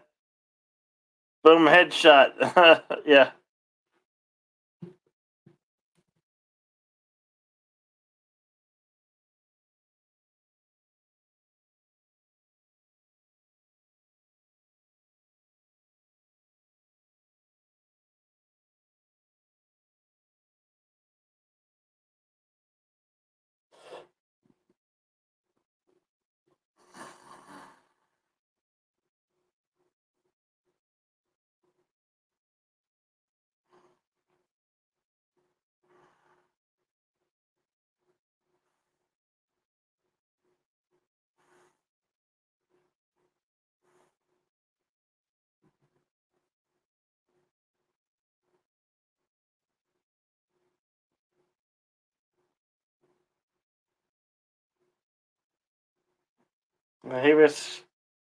He was afraid to drop what he had, like, well, but maybe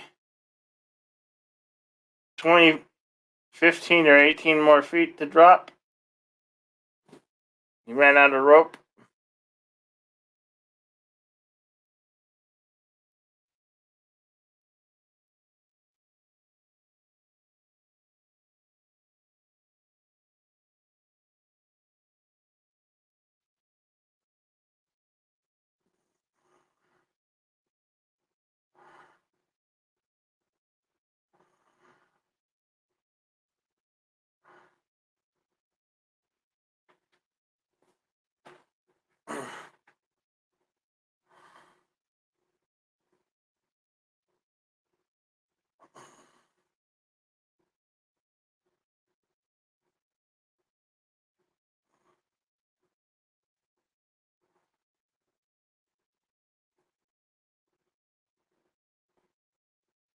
A silly little smirk on his face.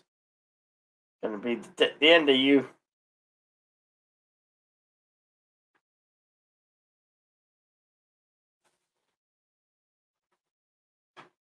Arrest you. Get up here first.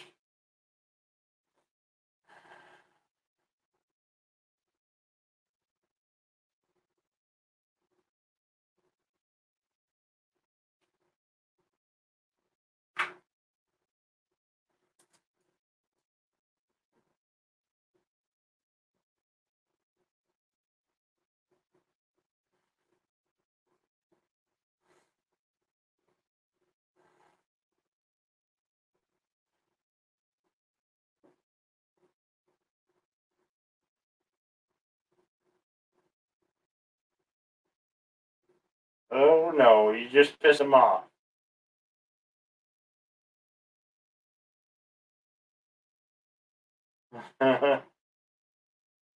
She sound anything like that?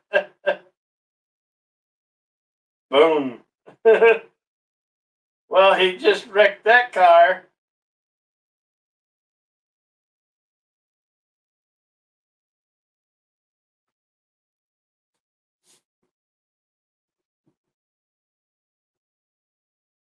The timestamp is 1 hour, 46 minutes, and 34 seconds.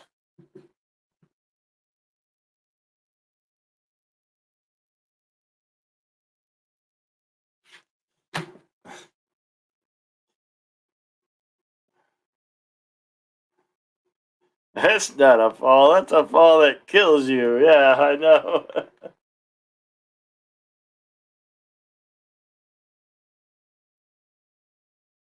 Jury's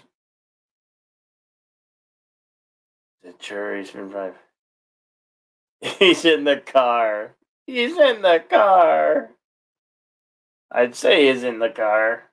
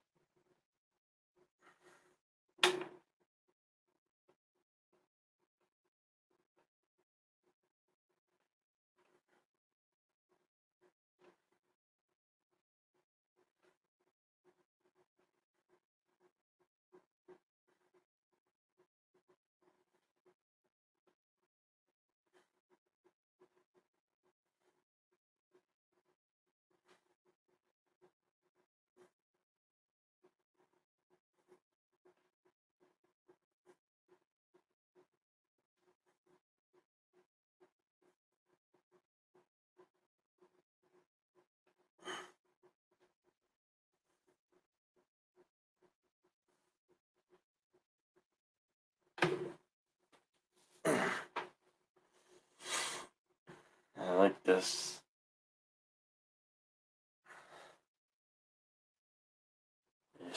Al Pacone starts to sweat.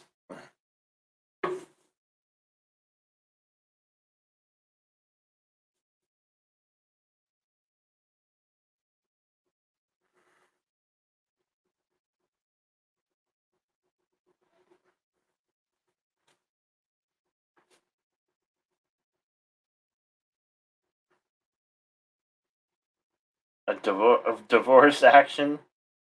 They're bringing in a divorce jury to this.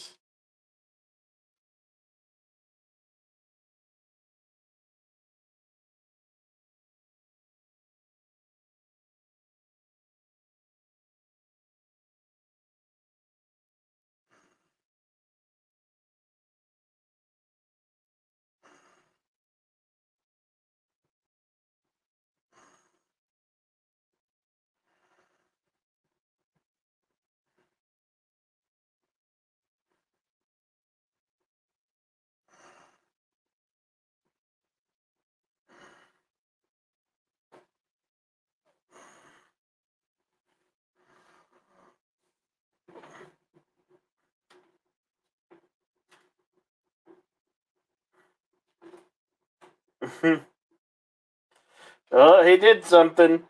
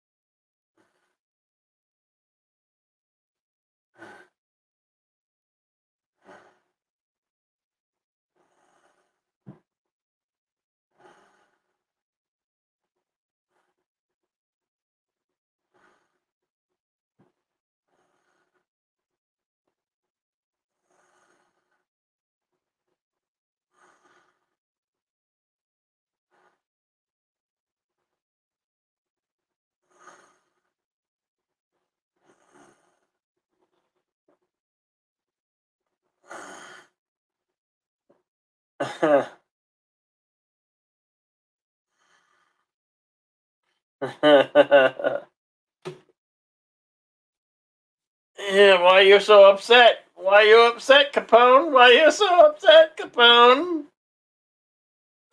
Brilliant! Bloody brilliant!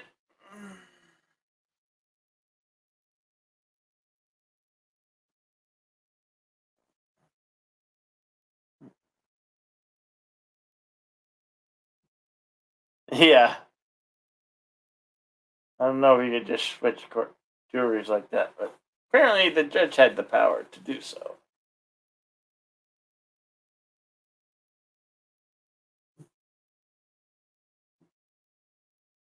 Sentenced to 11 years. So he's, this is after the trial now.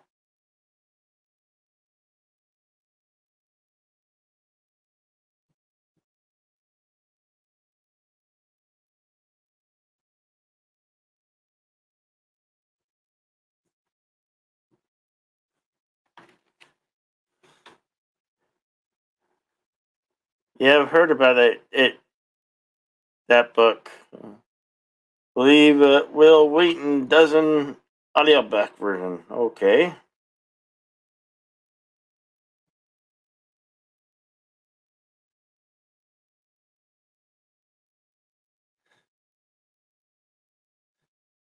Book of Red Shirts. Okay, that's what you're talking about. Wonderful. Now I know about it too.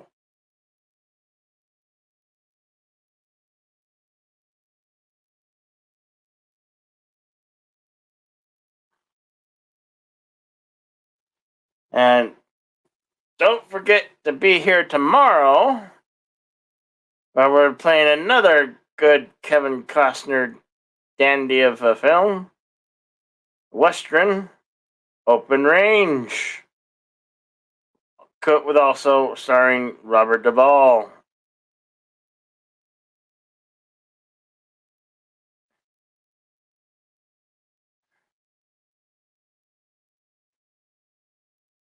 And forget what the lady's name is. Damn it.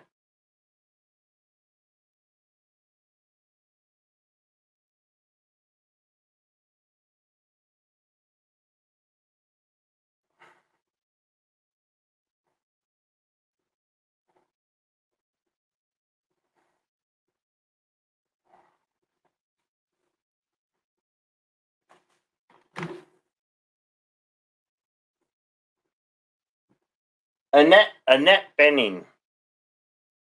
And Costner was thought that Annette Bening is the equivalent to who's that gal who played in Breakfast at Tiffany's?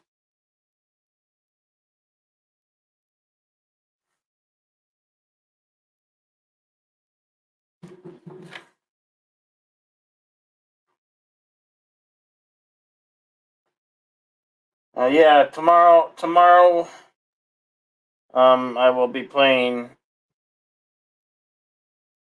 Open Range. Came out August 11th, 2003. Starring Kevin Costner, Robert Duvall, and Annette Bening. Michael Gavin and Michael Jeter. Have a drink. Gonna have a drink. Prohibition's over.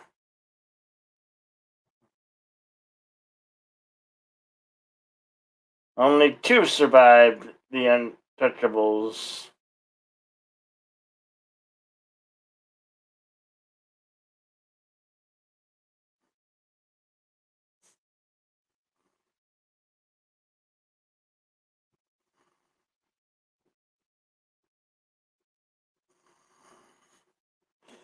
And that concludes the film.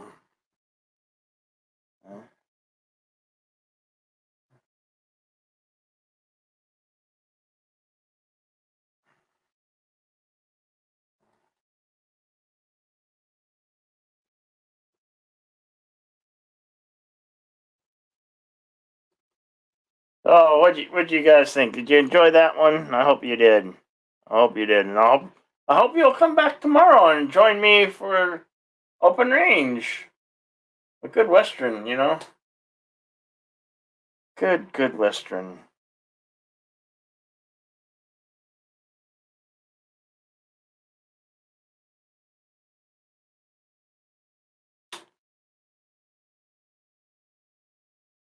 You should host a watch party. Yeah, sure, definitely, Super Rubber Puss. You know, you gotta give it a try, man.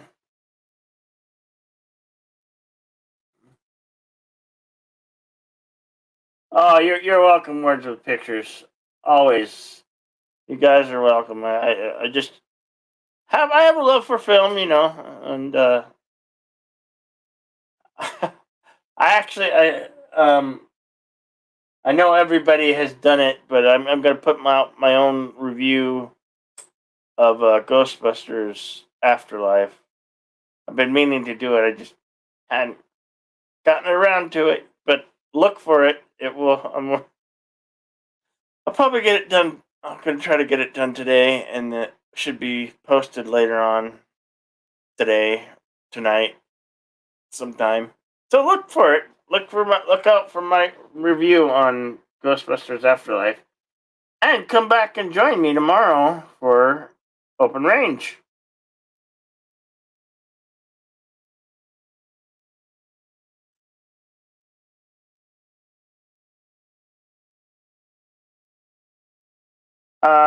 No, I don't. I don't. The movie plays in real time from my computer device. That's how it's playing in real time from my computer device. So yeah, a little bit different, but that's that's the way I can do it until I can do it another way. With that has a few fiduciary expenses, but eventually I will get there. I will get there to do it another way. But for this time, this is fine, and you know. So don't worry.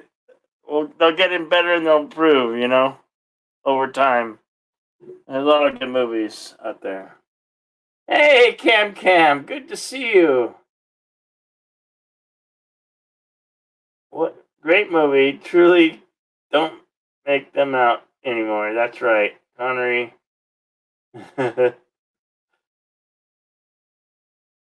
What's that? Absolutely typing chats. Autocorrect. It's okay. What? Oh, you know what? You should come up. We can give it a super bumper puss if you want to join me on Super Bumper Plus or Son of Red Shirt.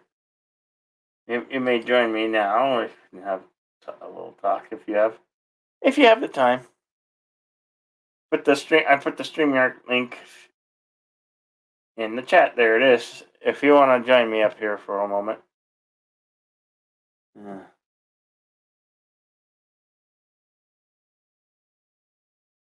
When is your next stream? My next stream is, well, Tomorrow I'm doing the open range. I'll be doing the open range watch party, of course. And I might do one tonight. It is the Rock Rock and Roll Hall of Fame inductees ceremony. I might do a stream on that later tonight, but I don't know. I have to see. busy day around the YouTube, busy day. That's what's coming up next. Will be a rock talk, rock and roll inductees conversation. I haven't. I just know it was there. Hey, Son of Red Shirt, how you doing? Hey, pal, how are you? I'm just shutting down YouTube because I'm getting you in double audio. Then there we go. Oh, how are you? How'd you enjoy the Untouchables? Oh, great! Love the movie. One of my favorites. Favorite crime dramas. Oh, great movie. Classic film. I remember seeing that in theaters, and the whole audience was right into it from start to end. That was definitely a big hit for everyone. Didn't Connery get the Oscar for that? I don't know. I don't think so. Might have been nominated, but yeah, it was definitely nominated. I'm sure of that. Yeah. I'll just see if I can look it up. See if we can get any facts on that. It must have gotten multiple nominations. Who directed that? That one was directed by Brian D. De Palma. Brian D. De Palma. Yeah. That Brian D. He's a pretty hip cat. Music. Oh yeah, that's right. Ennio Morricone did the music for that movie. The same guy from Sergio Leone's spaghetti westerns. Yep, Brian. Yep. Yeah. Director Brian D. De Palma. Yep. Music BAFTA Award for Best Original Score, Academy Award for Best Supporting Actor. I'm just looking up the awards. Sean Connery won the Academy Award for Supporting Actor, and the Golden Globe, and the National Board of Review, and the London Film Critics Review, and the Kansas City Film Circles. Yeah, they loved him in that. That's awesome.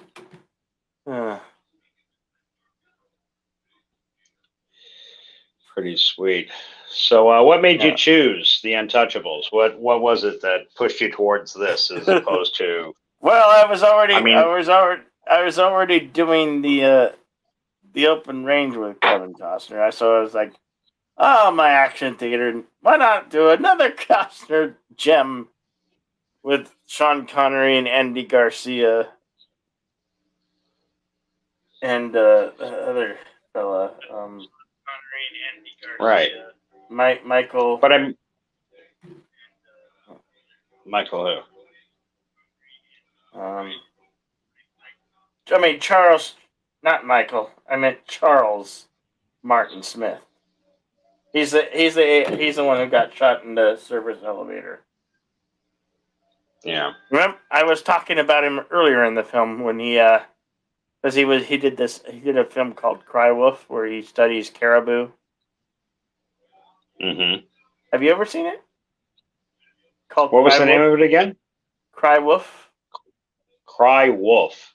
Yeah, he's this guy studying the migration of the caribou. And there's this scene where he eats these field mice because that's what the you're talking about. It was a Canadian guy, actually, the guy in that film. Right on the tip of my brain, who he was. We had to learn about him in school up in Canada. The actor's name is Charles Martin Smith. Charles Martin Smith. Yeah. I mean, didn't he go out and like? Oh, okay. Maybe I'm thinking of something else. The film was from 1983, and it was Never Cry Wolf. Never Cry Wolf. I thought that was Richard Dreyfuss, but I guess I'm wrong. No. I guess, yeah, it's going way back. Way back. 83. I'd have only been about 14 years old. No, but he's a character actor. He was in the movie. He was in like Starman and Untouchables. Where else have I seen him? Never Cry Wolf. I'm sure I've seen him in other films. Welcome, Super Blubberpuss. Hello, SB. Hello, guys. How you doing? Good. How you doing? Not too bad. Doing great. I had to boot up my. I'm on my tablet. I got about 2% battery, but I plugged it in. Hopefully, it won't die. Yeah, hopefully. Don't raise your voice, then it won't die. Right. Charles Martin Smith was Farley Mowat from Never Cry Wolf. I'm ashamed as a Canadian. I couldn't remember that. Brian Dennehy was in that film too. Yeah. He played the bush pilot. He played the bush pilot. Yeah, it was a very good movie. Yes, it's an excellent film. I remember Charles Martin Smith from American Graffiti and from Starman. Yeah. Okay. Yeah. Never Cry Wolf got 100% on Rotten Tomatoes, for what that's worth. What is it, a horror movie or what? No, it's all about Farley Mowat was a famous. Sorry, but? No, go ahead. Farley Mowat was a Canadian author and a humanitarian and conservationist, and he wrote several books. And the premise of this, it was from a true story, is he put himself to learn about the wolf. He put himself out in their environment. And this crazy son of a bitch would like do shit like run around naked in the tundra with the fucking wolves and get to know them, sort of thing. And then he fed on what the wolves ate, the mice, the field mice. Yeah. Well, it was all about the declining caribou population here in Canada, and the government wanted to find out why. So they hired this guy to go out and basically, learn the reason why. And he spent all this time with a pack of wolves. And it's a beautiful movie, wonderfully shot. God, it's been decades since I've seen that film. Decades since I even thought about that film. Why are you talking about showing that one, Billy? Is that going to be your next action chiller? Let's see. Cry Wolf, right? Yeah. Never Cry Wolf. Never Cry Wolf. Okay, I'm looking it up now. I'm looking to see if it might be on the high seas. Yeah, Resolute. It's Never Cry Wolf, not just Cry Wolf. I think that's a whole different kettle of fish. We've all heard the expression "never cry wolf," right? Right. That's why I thought it was a horror movie. Yeah. Well, I think Resolute Germ found one. Yeah. Yeah, 1983 adventure drama. Right. Oh, okay. Yeah, I found it. That's not bad. I'll give it a try. I'll download. I'll check. Oh, it's a Disney movie. Oh, is it? Yeah, I've forgotten that. But not like a Disney animated. I bet you have, or you probably heard about it decades ago. One of those films. It did quite well at the time, which was unusual. As much as I love my fellow countrymen, we've never had the strongest film industry up here. We basically just gave up and support the American film industry. Right, all the Canadian actors moved to Hollywood. Basically, yeah. Sadly, there's a bit of a conceit in this country that you never actually made it as an actor unless you make it in the States first. It's okay if you come back here, but as long as you have some success in American film or television, then you got credence up here, which is tragic because we've made some great programs. Sctv, one of my all-time favorite comedy programs, which gave us. Same here. Yeah, I love Sctv. Another one too was Bizarre. Sorry, mate? Never did catch that one. He said another one was Bizarre. Bizarre, hosted by John Biner. Oh, Bizarre. John Biner. Yeah, of course. Legendary John Biner. I never did see that one.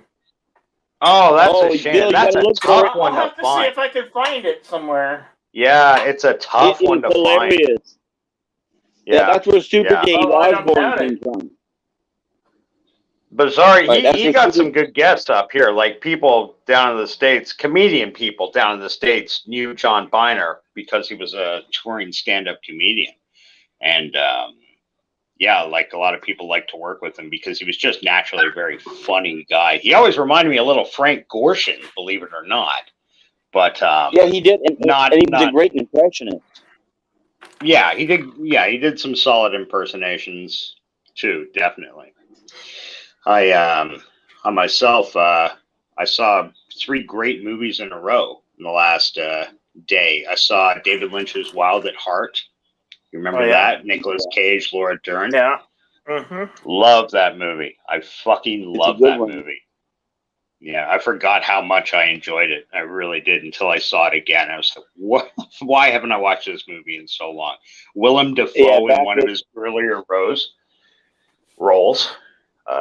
Back before Laura Dern did Admiral Hold the Door. Yeah. Well, you know, Laura Dern, she's done so much good. I forgive her for Star Wars.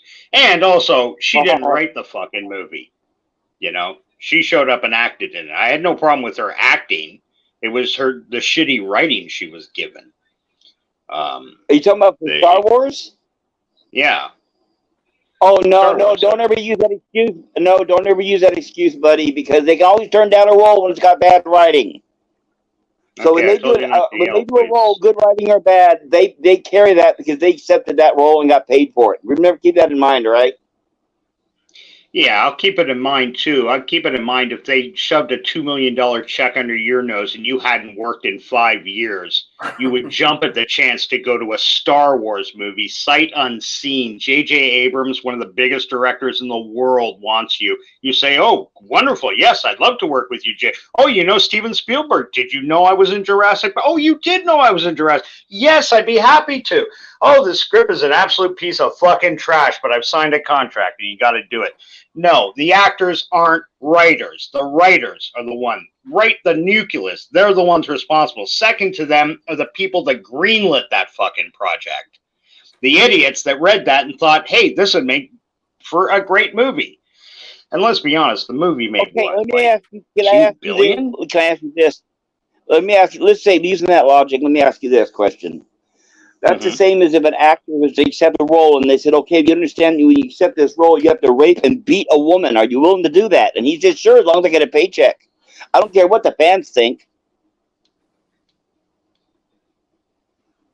That's what I'm saying. Okay, the paycheck I don't understand the correlation between her taking a role in a shitty Star Wars movie and somebody saying, yes, I'd gratefully rape and beat a woman. No, because what I'm saying is, when she accepted the role, she read the script and she saw in the script that it demeaned men, it spoke down to men, and even slapped one in the face.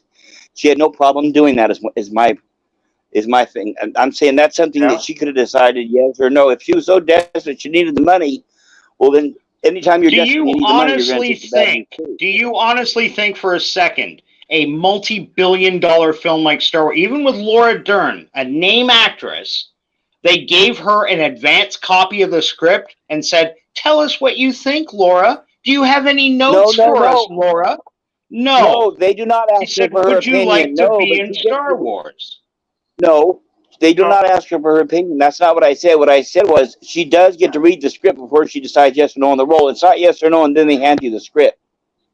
I'm sorry, brother. I've got to disagree with you on this. And they gave her pink hair. Or was it pink or purple? I can't remember. Well, how about this? How about you watch sparkly vampire movies? They kind of demeaned her in that film. You know? Yeah. By giving her that position and giving her the purple hair. You know, like maybe her race has purple hair. Who knows? I watch a lot of Star Trek, so that shit I can forgive. I'll watch her older stuff. I'll still watch her older stuff like Wild and Heart and all the other stuff, but it's everything she's made after that I can't stomach. She's recently made a movie with Bruce Willis, where she played his wife. I couldn't look at her, but I'll look at her older stuff. No. Nowadays, I think they're in it for a paycheck, an acting gig. Yeah. I don't think you guys really you get the legalities involved. Now, there's no fucking way they gave her an advance. They'd risk giving her an advance copy of Star, because remember, she had to get hired like a year before the thing went into production, at least 6 months. Otherwise, it would have been well known she was the last minute casting edition or something. They would have advertised that. Resolute Germ. She could have said no. She was not desperate for money, so she is endorsing all of it. Right, let's say that's true. Let's say that's true, okay? She gets the paycheck ahead of time. It's not until she steps in front of the camera they hand her the script. She, at that point, can still decide whether to do it or not. She can still say, I won't do that. I refuse. I'm not going to demean men.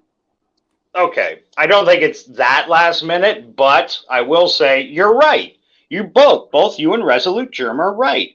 But you must understand, too, it's not like they just shrug their shoulders and go, okay, well, I wish we could have worked together, have a good life. No, you're going to be hearing from Disney's lawyers. Who do you think could afford better lawyers? Disney Corporation or Laura fucking Dern? They would destroy her. If she went to the press and said, the reason why I turned down that role was I refused to demean men, I guarantee she'd have the public on her side. I don't think she had a problem with it. No, she did. Yeah, and not only that, too. I read the interview. She loved the role. She loved playing that role. That's what made me hate her all the more when I saw the movie. She talked about how she enjoyed doing pew pew and all this stuff. She loved playing that role. I got no doubt. And maybe, you know what? Let's argue for you for a second. Let's say you're right. Let's say she loved that fucking role. How much of an authority on, firstly, science fiction do you think Laura Dern is? She starred in Jurassic Park 20 years ago. Does that make her any great authority on science fiction? No, just like the people in Star Trek Discovery. Just like the people in Star Trek Discovery. They don't understand anything about science or about science fiction or Star Trek or any of that stuff, but I'm not going to give them any leeway because of it. Yeah, I'm sorry, guys. I can't agree with the idea that you're blaming the actress for a shitty role. Michael Caine did Jaws 3. How fucking terrible was Jaws 3? It was Jaws 4. Whatever. You know what I'm talking about. Michael Caine starred in a shitty Jaws movie. It haunted him for years, but everybody still says he was the best thing in the movie. Not hard to do, but it's Michael Caine. We all love Michael Caine, so we give him a pass. That's the only reason I went to go see that movie, because he was in it. I liked him. I went for the 3D. Yeah, everybody loves. Jaws 4 was 3D? That was the one? No, Jaws 3 3D. Yeah, that's the one with Dennis Quaid. When Jaws 3 came out, when Jaws 3 came out, I remember I wasn't that big on Michael Caine. I could take him or leave him. But I went for just the 3D because I knew the movie was going to stink. The second one stunk, so I knew the third one was going to be even worse. Yeah. Resolute Germ's right. Disney would have no case. Actors back out of roles all the time. Dude, I'm not saying they don't, but they pay penalties. They do. It's written into the contract. Disney does Marvel. Do you think if Chris Hemsworth decides not to be camera ready, he's not going to get his asshole suit into the ground? Of course he is. He knows. He's got obligations. That's the world they live. This isn't some small independent film. This isn't like David Lynch's Eraserhead, where people could show up or not show up.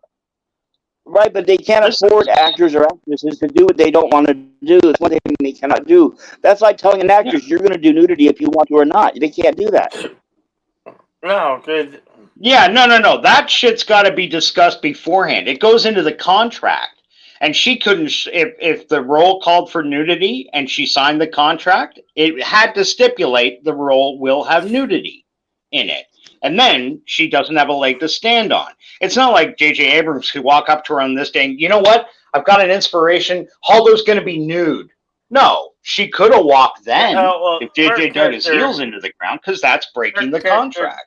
Her character got a little figurine from it, and just like the Rose Tico, it's probably going to end up, because there's boxes of unsold figurines of these characters that nobody bought, nobody cared about. Right. Just like back in the day when Atari had to bury multiple versions of E.T. in the landfill, there's going to be multiple versions of these characters, those Hodos and Rose Tico. Rose Tico, I genuinely feel sorry for. You're a nobody actress. Nobody's ever heard of you before. They offer you a chance to be in Star Wars, and then they dress you up like a man.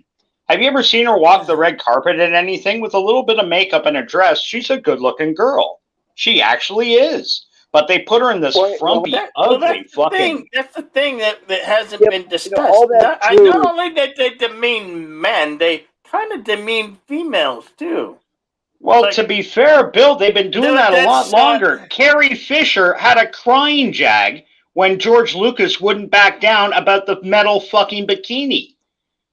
Yeah. She's got like a third of a chapter in her book devoted to that, the mental stress it put her through, because she didn't feel she was in shape to go on stage. And she trained, she worked out, she lost weight. She was taking skinny pills. That's only her self-projection. But you thought she looked hot. I thought she looked hot. Every kid that saw that movie thought she looked hot. But at the end of the day, she, as the actress, didn't have the choice. She couldn't say, no, George, I'm sorry, I won't be doing the metal bikini scene. No, dear, you will. You signed a fucking contract. That's just how it was. That's how it was in 1982. That's how it is today. What's his name? What's his name? Got in shit for trying to coerce a bunch of girls to do nude scenes. He's that actor. I keep forgetting his name. We were talking about him like 2 weeks ago. He was in that movie with the guy. Who? James Franco. That's one. James Franco. Yes, you were there for that discussion. James Franco was doing this independent film, and one of the scenes took place in a strip club. He was the producer of this thing, and he had all these actresses there. But none of them were going to get naked. And he freaked out in this room full of girls going, well, we're in a strip club. What do you think? And we're like, well, we signed a contract and nowhere in it says nudity. So we're going to be clothed strippers for this. A couple of girls eventually, they were paid a little extra money, and they did. And they had a couple of real strippers to do the pole dance scenes and shit. But these were like the other girls walking around the club. They were all hired to be hot. None of them had any lines.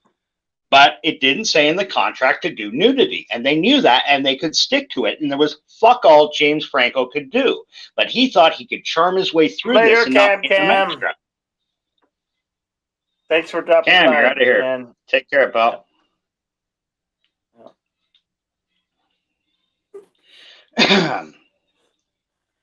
You know they get to see the script before they sign the contract. Yeah, for some movies, you're right, Resolute Germ, they do. But for multi-$100 million, they don't risk sending out scripts to small-time actors or actresses. That just doesn't happen.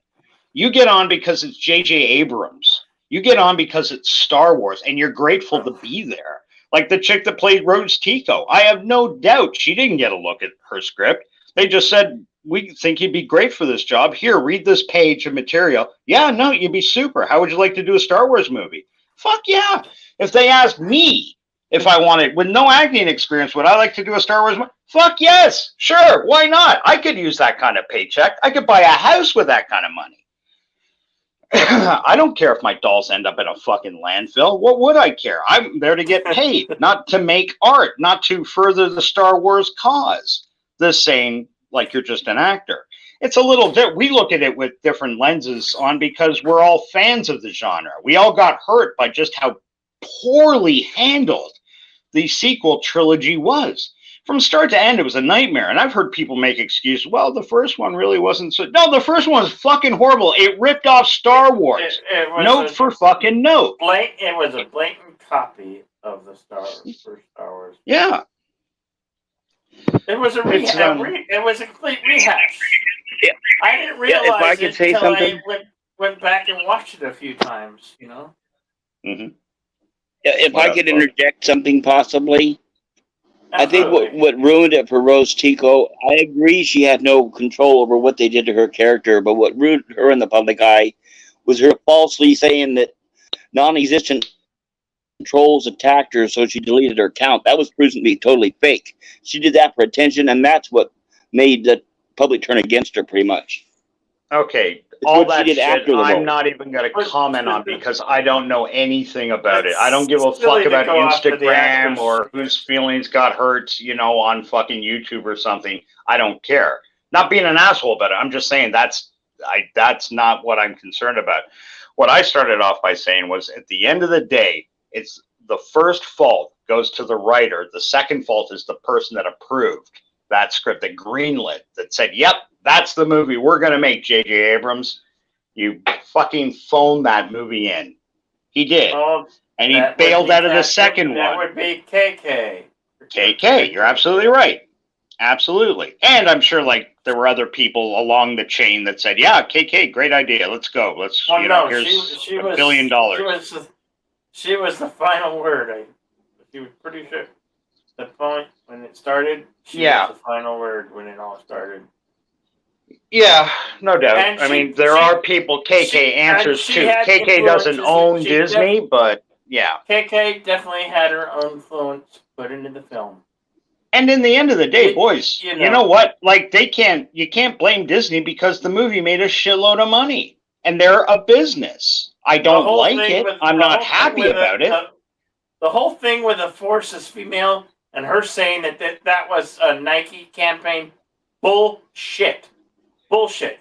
That was her putting her narrative and her political views and her agenda into filmmaking. Right.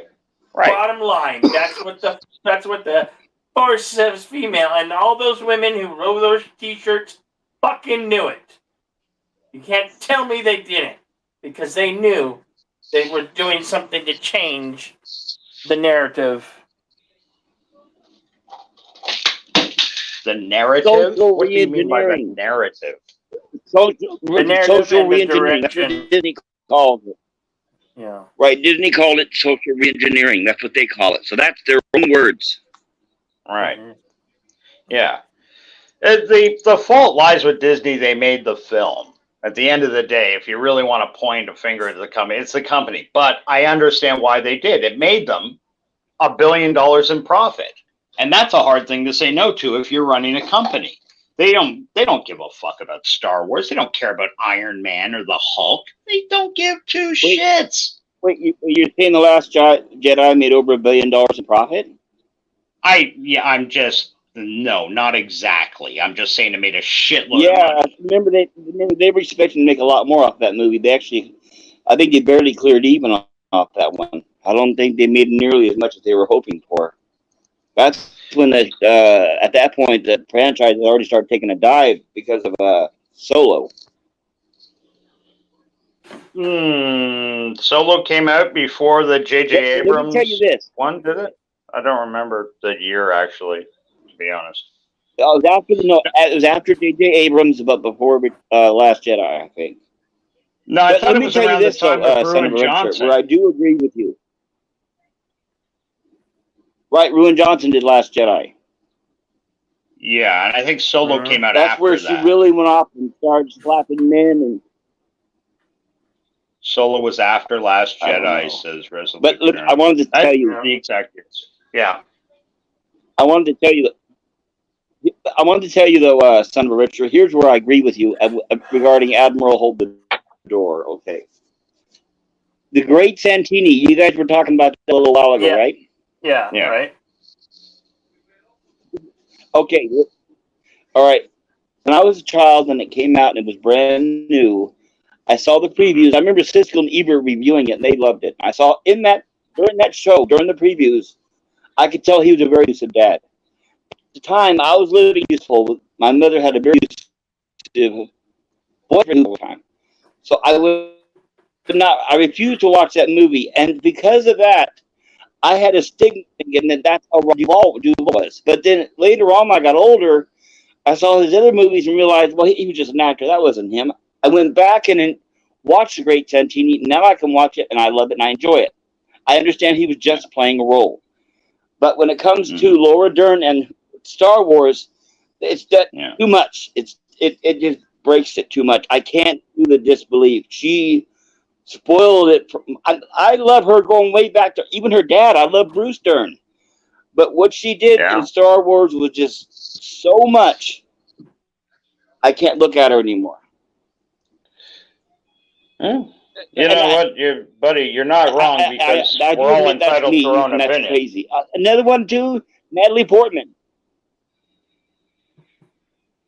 Yeah, what about her?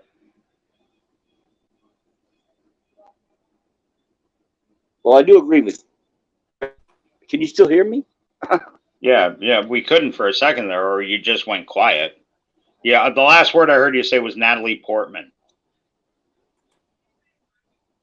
My laptop is flaking out on me. Sorry. I'll say Natalie Portman is the same way. I hated the Star Wars prequels so much I can't watch anything with her in it. Right. I understand she was just doing a bad movie written by a bad script. I understand that, but I can't do it. I hate. Same with Hayden Christensen. Nah, sorry. I get what you're saying, but my God, if the sequels were only as good as the prequels, I don't think they would have gotten half the hate. But they weren't. They were so much worse. I got to be honest with you with Star Wars, and I grew up with Star Wars. I love Star Wars, but truthfully, I sensed it was taking a nosedive. And I'll tell you when I first sensed that, when I realized that Boba Fett wasn't getting out of the Sarlacc pit, and if I had any doubts, it was when the fucking Planet of the Teddy Bears slapped the living shit out of the elite stormtroopers. Yeah. That's where, like, just, my hand was in my head was in my hand. Yes, me too. Yeah. Now, to be fair, looking back at that, you know, what would you rather see again? Would you rather see would you rather see Return of the Jedi? I like the Ewoks. I always did. I didn't hate the Ewoks, but I hated the fact that they made them. I didn't like Yoda either. Yeah, well, that's a singular opinion. I haven't heard many people dump on Yoda, but sorry. Well, no, because Yoda was a puppet, and even as a kid, I could tell, well, that's just a Muppet. Yeah. I like the character of Yoda. It was the fact that he was just a puppet. I remember I used to watch the Muppets, and I thought, well, he's just like Kermit or Miss Piggy. Yeah, sure. I get that. I knew when I saw Yoda, I thought, oh no, we're going to get a lot more puppets. Yeah, I let some shit slide. I mean, remember the bar scene, the cantina scene in the original one? There were some ridiculous aliens in there. The fucking devil was in there. Literally, the devil, you know. Some of them, granted, they were making it all up as they went along. Well, it was just different maps, you could tell, right? Yeah, I like some of those monsters from that cantina scene. I could have sworn were in a film called Saturday the 14th. I could swear up and down. There's some Saturday the 14th. Oh my God, I haven't seen that movie in ages. Was that the one with? If you look at some of the monsters in that film, and then you take a look at the cantina scene, some of those monsters show up in. It's like, somebody had these costumes lying around. Saturday the 14th. Saturday the 14th was made several years after Star Wars. Saturday the 14th was made several years after Star Wars. So if I'm trying to remember Benjamin. What was his name? It was Richard Benjamin and the blonde guy that's the Richard son Benjamin. of. Yes. But he wasn't the only person in the fucking movie. There were other people too, and his co-star was the tall Ed Begley Jr. That's who I'm thinking of. Or am I thinking of Transylvania 6-5000? My God, it's been a long time since I've seen those movies. It was 1981, and see that monster right there on that box right there?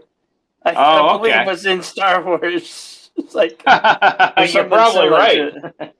You know, they probably found it like abandoned, and then one of the rare things Lucas forgot about. You know, but hey, this is a Star Wars there it prop. is. I have it. I keep these films around because I dug them as a kid, and I dig them now. Yeah, yeah. It's wow, that's really going back. Really going back for me. That was 81. So right around Empire. 81 was the same year that Empire Strikes Back came out. Mm-hmm. And then Return of the Jedi came out in 83. So. Yeah. Yeah. So that makes sense for, something that was, Star Wars have a monster. They had somebody in the film industry had that monster just lying around.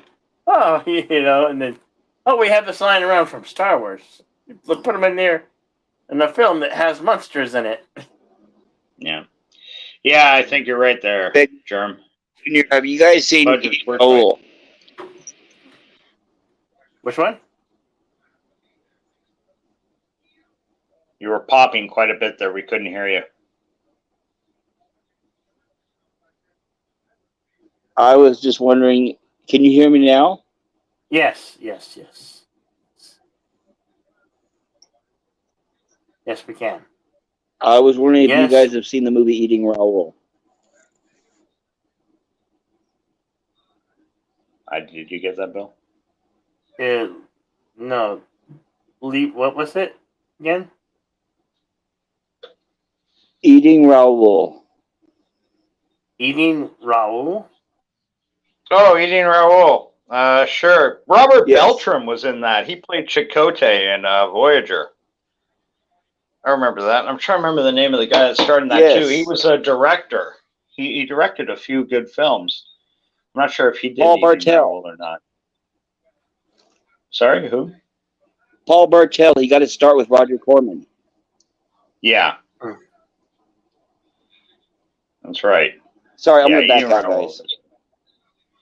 Okay. I think you're just I don't having think you guys some can hear me. technical problems there, I'm going to back out. Okay, so thank you so much. It's an old. You have a great day. Yeah, always good to see you, buddy. Yeah. Hopefully, we get that battery charged up next time. Yeah. You get to participate a little. You have a good rest of your day, Super Bubber Puss. Hope to see you tomorrow for Open Range. Open range. So, any good films coming that you're looking forward tonight there, Son of Red Shirt? Well, I'm not actually sure. I've been up for like 36 hours at this point. I couldn't sleep last night. I'm having back problems, and I understand. Yeah, it's quite painful, but I did end up. It's funny, we got into talking about all this Star Wars stuff because I mentioned Laura Dern in Wild at Heart, the David Lynch film, which that'd be a fun movie for you to do one night. I bet you got a lot of people out there that haven't seen that movie in years. David Lynch has had a pretty Blubberpuss, we understand, pal. It just sucks your tablet wasn't fully charged and up to snuff. And sometimes shitty Wi-Fi too. I forget where it is you live, but I know there've been weird, maybe it's sunspots or something. And it's so overcast where I live, it's hard to imagine sunspots, but they do exist. They mess with that old internet, unfortunately. So, but from the Wild at Heart, I ended up watching. Watched a great Western this morning. Has anyone seen The Professionals? It's an older one. Lee Marvin, Burt Lancaster, and Robert Ryan. Claudia Cardinale. You remember Claudia Cardinale from Once Upon a Time in the West? Just gorgeous. Just stunning woman. Really good movie. Good old gritty good old gritty precursor to the spaghetti westerns. But following that was one of my all-time favorite westerns, Ride the High Country. Sam Peckinpah, like his second movie ever with Randolph Scott and Joel McCrea of War Notes, and Mariette Hartley in her first role. Star Trek fans, you all remember Mariette Hartley was Spock's cave babe in that episode with where they sent him back in time. Him and McCoy went to this the past on this planet, and Kirk got sent back to closer past the medieval times. Steam Yards was cooking my town. I know. I don't know what the fuck it is about Steam Yards, but it loves to run hot. It certainly does. Yeah, it does. It does. Especially on phones. Phones, it's not a friend. Phones and tablets, yeah. Yeah, you could cook eggs on the fucking thing. Damn it. It's just not right. There's got to be another way. But if there is, I certainly don't know anything about it. Speaking of great westerns, open range tomorrow, huh? Robert Duvall? Open range tomorrow. Yeah, Robert Duvall. Love or hate Kevin Costner, he has got a couple of decent westerns under his belt. He certainly does. Silverado, Dances with Wolves. Yeah. What was that miniseries he did with Bill Paxton? That was really good. The Hatfields and McCoys. Yeah, I think that was yeah, yeah. They did the Hatfields and the McCoys. That was like a mini series. Yeah. Right. Yeah, miniseries for the TV, but it was really well done, very well filmed. Yeah. I think that only had 3 parts to it. Yeah, your memory on that, but I remember the film as a whole. Is this any better? It is. It is much better, like night and day. I downloaded a different browser on my phone, so now I'm on my phone. Hopefully that will be better. Oh, what browser are you using? If it does cut out, guys, though, let me know at any time, and I'll drop out. I don't want to be a pain. Mm-hmm. What browser are you using?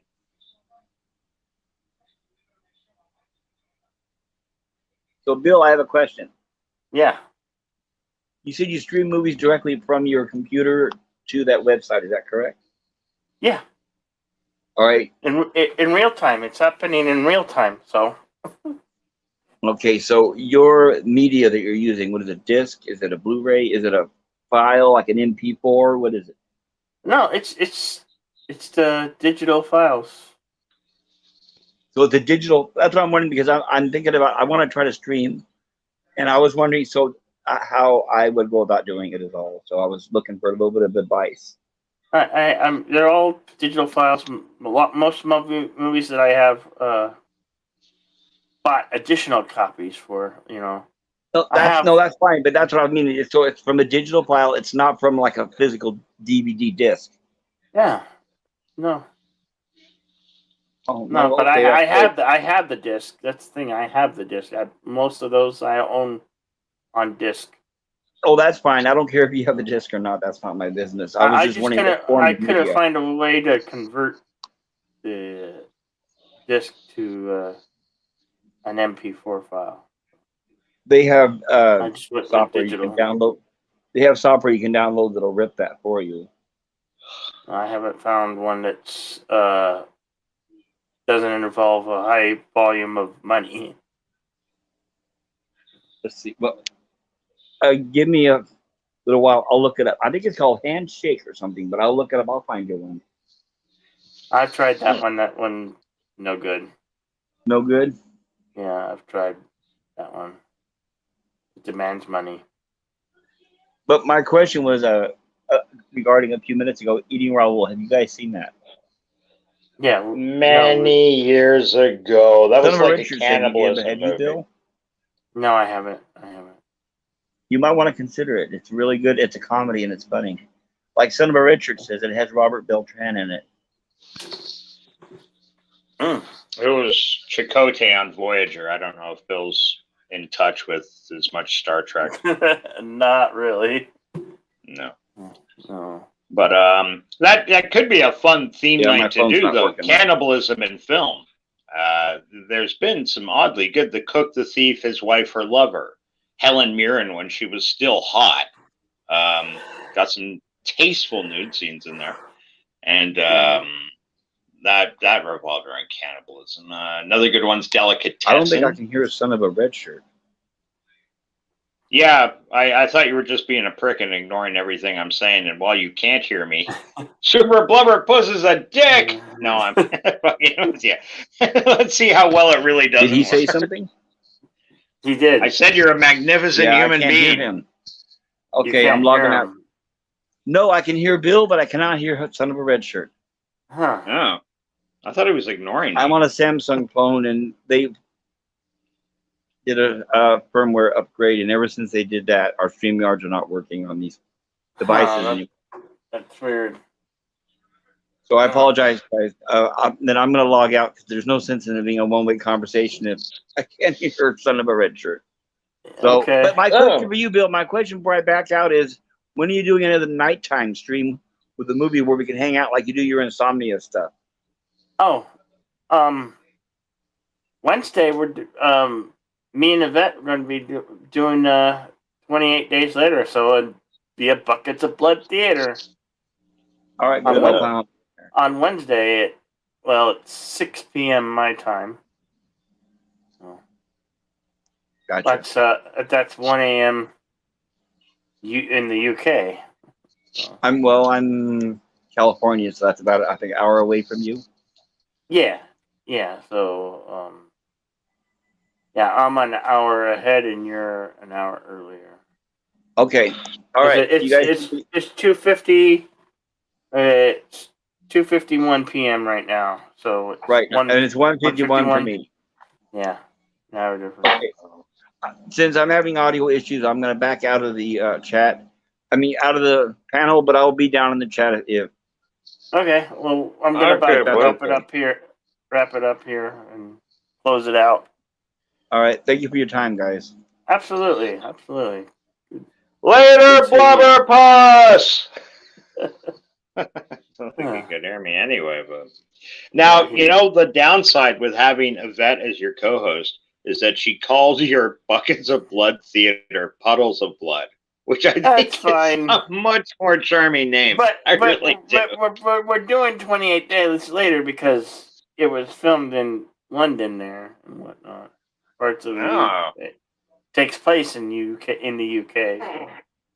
So is this your way to? She has insight and knowledge, and can comment certain ways that I couldn't because I've never been there. Yeah. No doubt. That was a good movie. 28 Days. Yeah.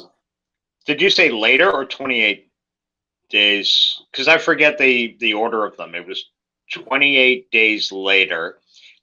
28 weeks later, was it? The next one? Did they do a third? I don't remember. No, they didn't do a third, not to my knowledge. They haven't gone to 28 months later. 28 years later.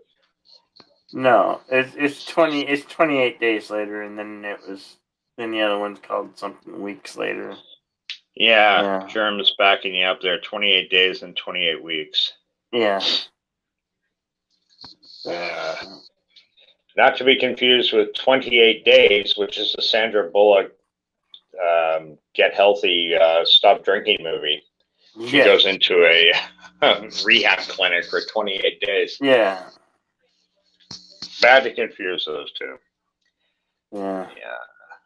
Well, that's 28, cool. 28 Days Later was from 2003. An older one. That's for a long time it wasn't really categorized as a zombie film, but when we see it, they call the infected, not zombies, which is right. So, but I still see them as zombies. They're still zombies. They want to eat flesh. Yeah, sure. They're just they're slightly more realistic in the sense that these people will die when they don't have enough food and water, and they're not going to eat you. They're going to beat you to death. Yeah. They don't want to like feast on your flesh. They're just so kill crazy. They'll run through a burning gas pump to get to you. Have you seen? It's another Western that I have down the pipe for Western Sunday. It's called Blackhorn. It's classified as an action drama, but it's a Western. Tired from his long exile from the U.S. He's one of the Butch Cassidy gangs. Yeah, it's called Blackhorn. I'm just wondering if you've heard of it. Yeah, no, I can honestly say I don't think I've seen that, or at least I'm not cognizant of it. Who stars in it? What year? Sam Shepard. Okay, he's pretty reliable. 2011. 2011. No, Yeah. no, I don't think I have. To be honest with you, I'm pretty well versed in older westerns, spaghetti westerns. The newer stuff I don't get to see that much of. I had an idea for your Western theater, and I'm just pitching this. It's not this week, just as an idea someday down the road. You know how, they've made some good Western remakes. Big Jake, 310 to Yuma. That might make a fun double feature, doing the original and then doing the remake. Or say 1 week, you do 310 to Yuma and Big Jake, the original. The next week, you do 310 to Yuma and Big Jake, the remakes. Let people see the old versus the new. Yeah. And in both cases, both remakes were excellent. However, there's a lot to be said for the originals, Just an interesting thought, I thought, because Westerns do that quite a bit. Not quite a bit. There's been several instances of that where they remade it years later, a more current flavor, more with, young actors. The original 310 to Yuma had Glenn Ford in it, who played Superman's Earth Dad, Christopher Reeve's Earth Dad, if you can't think of him from anything else. Although Glenn Ford was a fantastic actor. Did some fantastic film noir. I wish you'd do some film noir movies, buddy. I really do. I'd love to see some classic films get more love out here on YouTube. People will watch like Glenda or there just might be. Yeah, it could be fun. Like maybe playing Yojimbo. Oh, Yojimbo. Well, that's a big leap from noir, but yeah. But there's a great example. Do Yojimbo and Sanjiro back to back. Seriously, it's the sequel. Sanjiro's the sequel to Yojimbo. Yeah. And Sanjiro is the movie credited with influencing thousands of animes that came after it and thousands of samurai films. It was the first film to use the compressed blood as a huge spurt, like where it just like an ungodly amount of blood came out of a guy from a sword stroke as he, falls and dies. And cute story, that happened by accident. They had set up the shot and they rehearsed the shot like 100 times. Toshiro Mifune, who starred in that, was a very adept swordsman. Although he was an actor, but he was, he did so much of it. And he trained so hard to make it all look realistic. And that final scene in Sanjiro, and this movie's like 60 years old, so spoiler alert, he wins the final fight, But the special effects guys had it in a compressed air tank running up the opposing actor's shirt into a blood pack. And they were supposed to just click it on and, put like 10 pounds of blood so it would soak the shirt as the guy stands there and he'd fall over. But instead, they had the thing charged to max. So like 250 pounds of fucking pressure just went And they thought, oh, fuck, we're getting fired instantly. And Kurosawa, I love it. That's beautiful. You guys are genius. He thought they did it on purpose. Hilarious. And how many thousands of animes have you seen since then where the sword stroke comes and it's and the fountain of blood? How many other samurai films after that have they done that to? But Yojimbo, that's an excellent choice. Wonderful, wonderful film. Although another idea with Yojimbo is to do Yojimbo and do Fistful of Dollars back to back. That's the movie, that Sergio Leone borrowed heavily from for that. You listen to some and they'll say, oh, well, Kurosawa ripped off Yojimbo. He didn't rip off Yojimbo from fucking anybody. He did pay homage to his favorite director, John Ford, and took a lot from his movies for that. But, hey, Quentin Tarantino's not the only guy that, steals with impunity sometimes and makes it work and people think it's his. Because they forget the films from the past. That's one of the things I love about my hobby, watching a lot of these old films. Then you go watch like something like Quentin Tarantino, and I can pick up the movies he's stolen from. He's paying homage to, however you want to say it. Yeah, well, from great filmmakers, other filmmakers gather inspiration and take a little, they put their own touch on it. Right. Sherm was saying, I think they repurposed the script, but not sure. That's what J.J. Abrams is. He's talking about J.J. Abrams is a Spielberg fanboy. He's good at making great visuals, but shit at telling story. Yeah, he didn't always used to be. Remember, he started off as a writer. He always wanted to be the director, but regarding Henry, for example, a sleeper, Harrison Ford had Annette Bening in. You were talking about Annette Bening earlier, played his wife. That's the one with the lawyer who gets shot in the head in a botched holdup at a grocery store. And it doesn't kill him, but it wrecks his memory. He can't be a lawyer anymore. And instead of being an absolute shark prick human being lawyer, he became a lovable, calm, understanding human being, husband. And there was an example, when J.J. Abrams was putting out original shit. Everybody loved Lost until the last episode. It was a great show. The last episode where all scratch their heads and go, are you kidding me? Oh, fuck off. But, there was a time he could tell a story. Definitely. Sadly, he's just, he likes anyway, shit I'm going off. to wrap this stream up. Okay, Bill, we're going to wrap this stream up. I got a few things to do. You gotta poo. That's what you gotta do. Don't lie. You gotta go take a dump. Bang out the rest of your chats quickly. Show the people you care. Yes, thank you, Resolute Jeremiah. Yes, Nora would be good for me. Thank you. Thank you, everybody, for being here. Super Papa Puss on a red shirt. Cam. Words with pictures. And countless others. Lost went off the rails after 10 episodes. Oh, buddy, I don't know about that. I thought it was very enjoyable. Remember, maybe the last season. Day. Remember, don't have a good day. Have a great day. Until the next time. See you later, folks.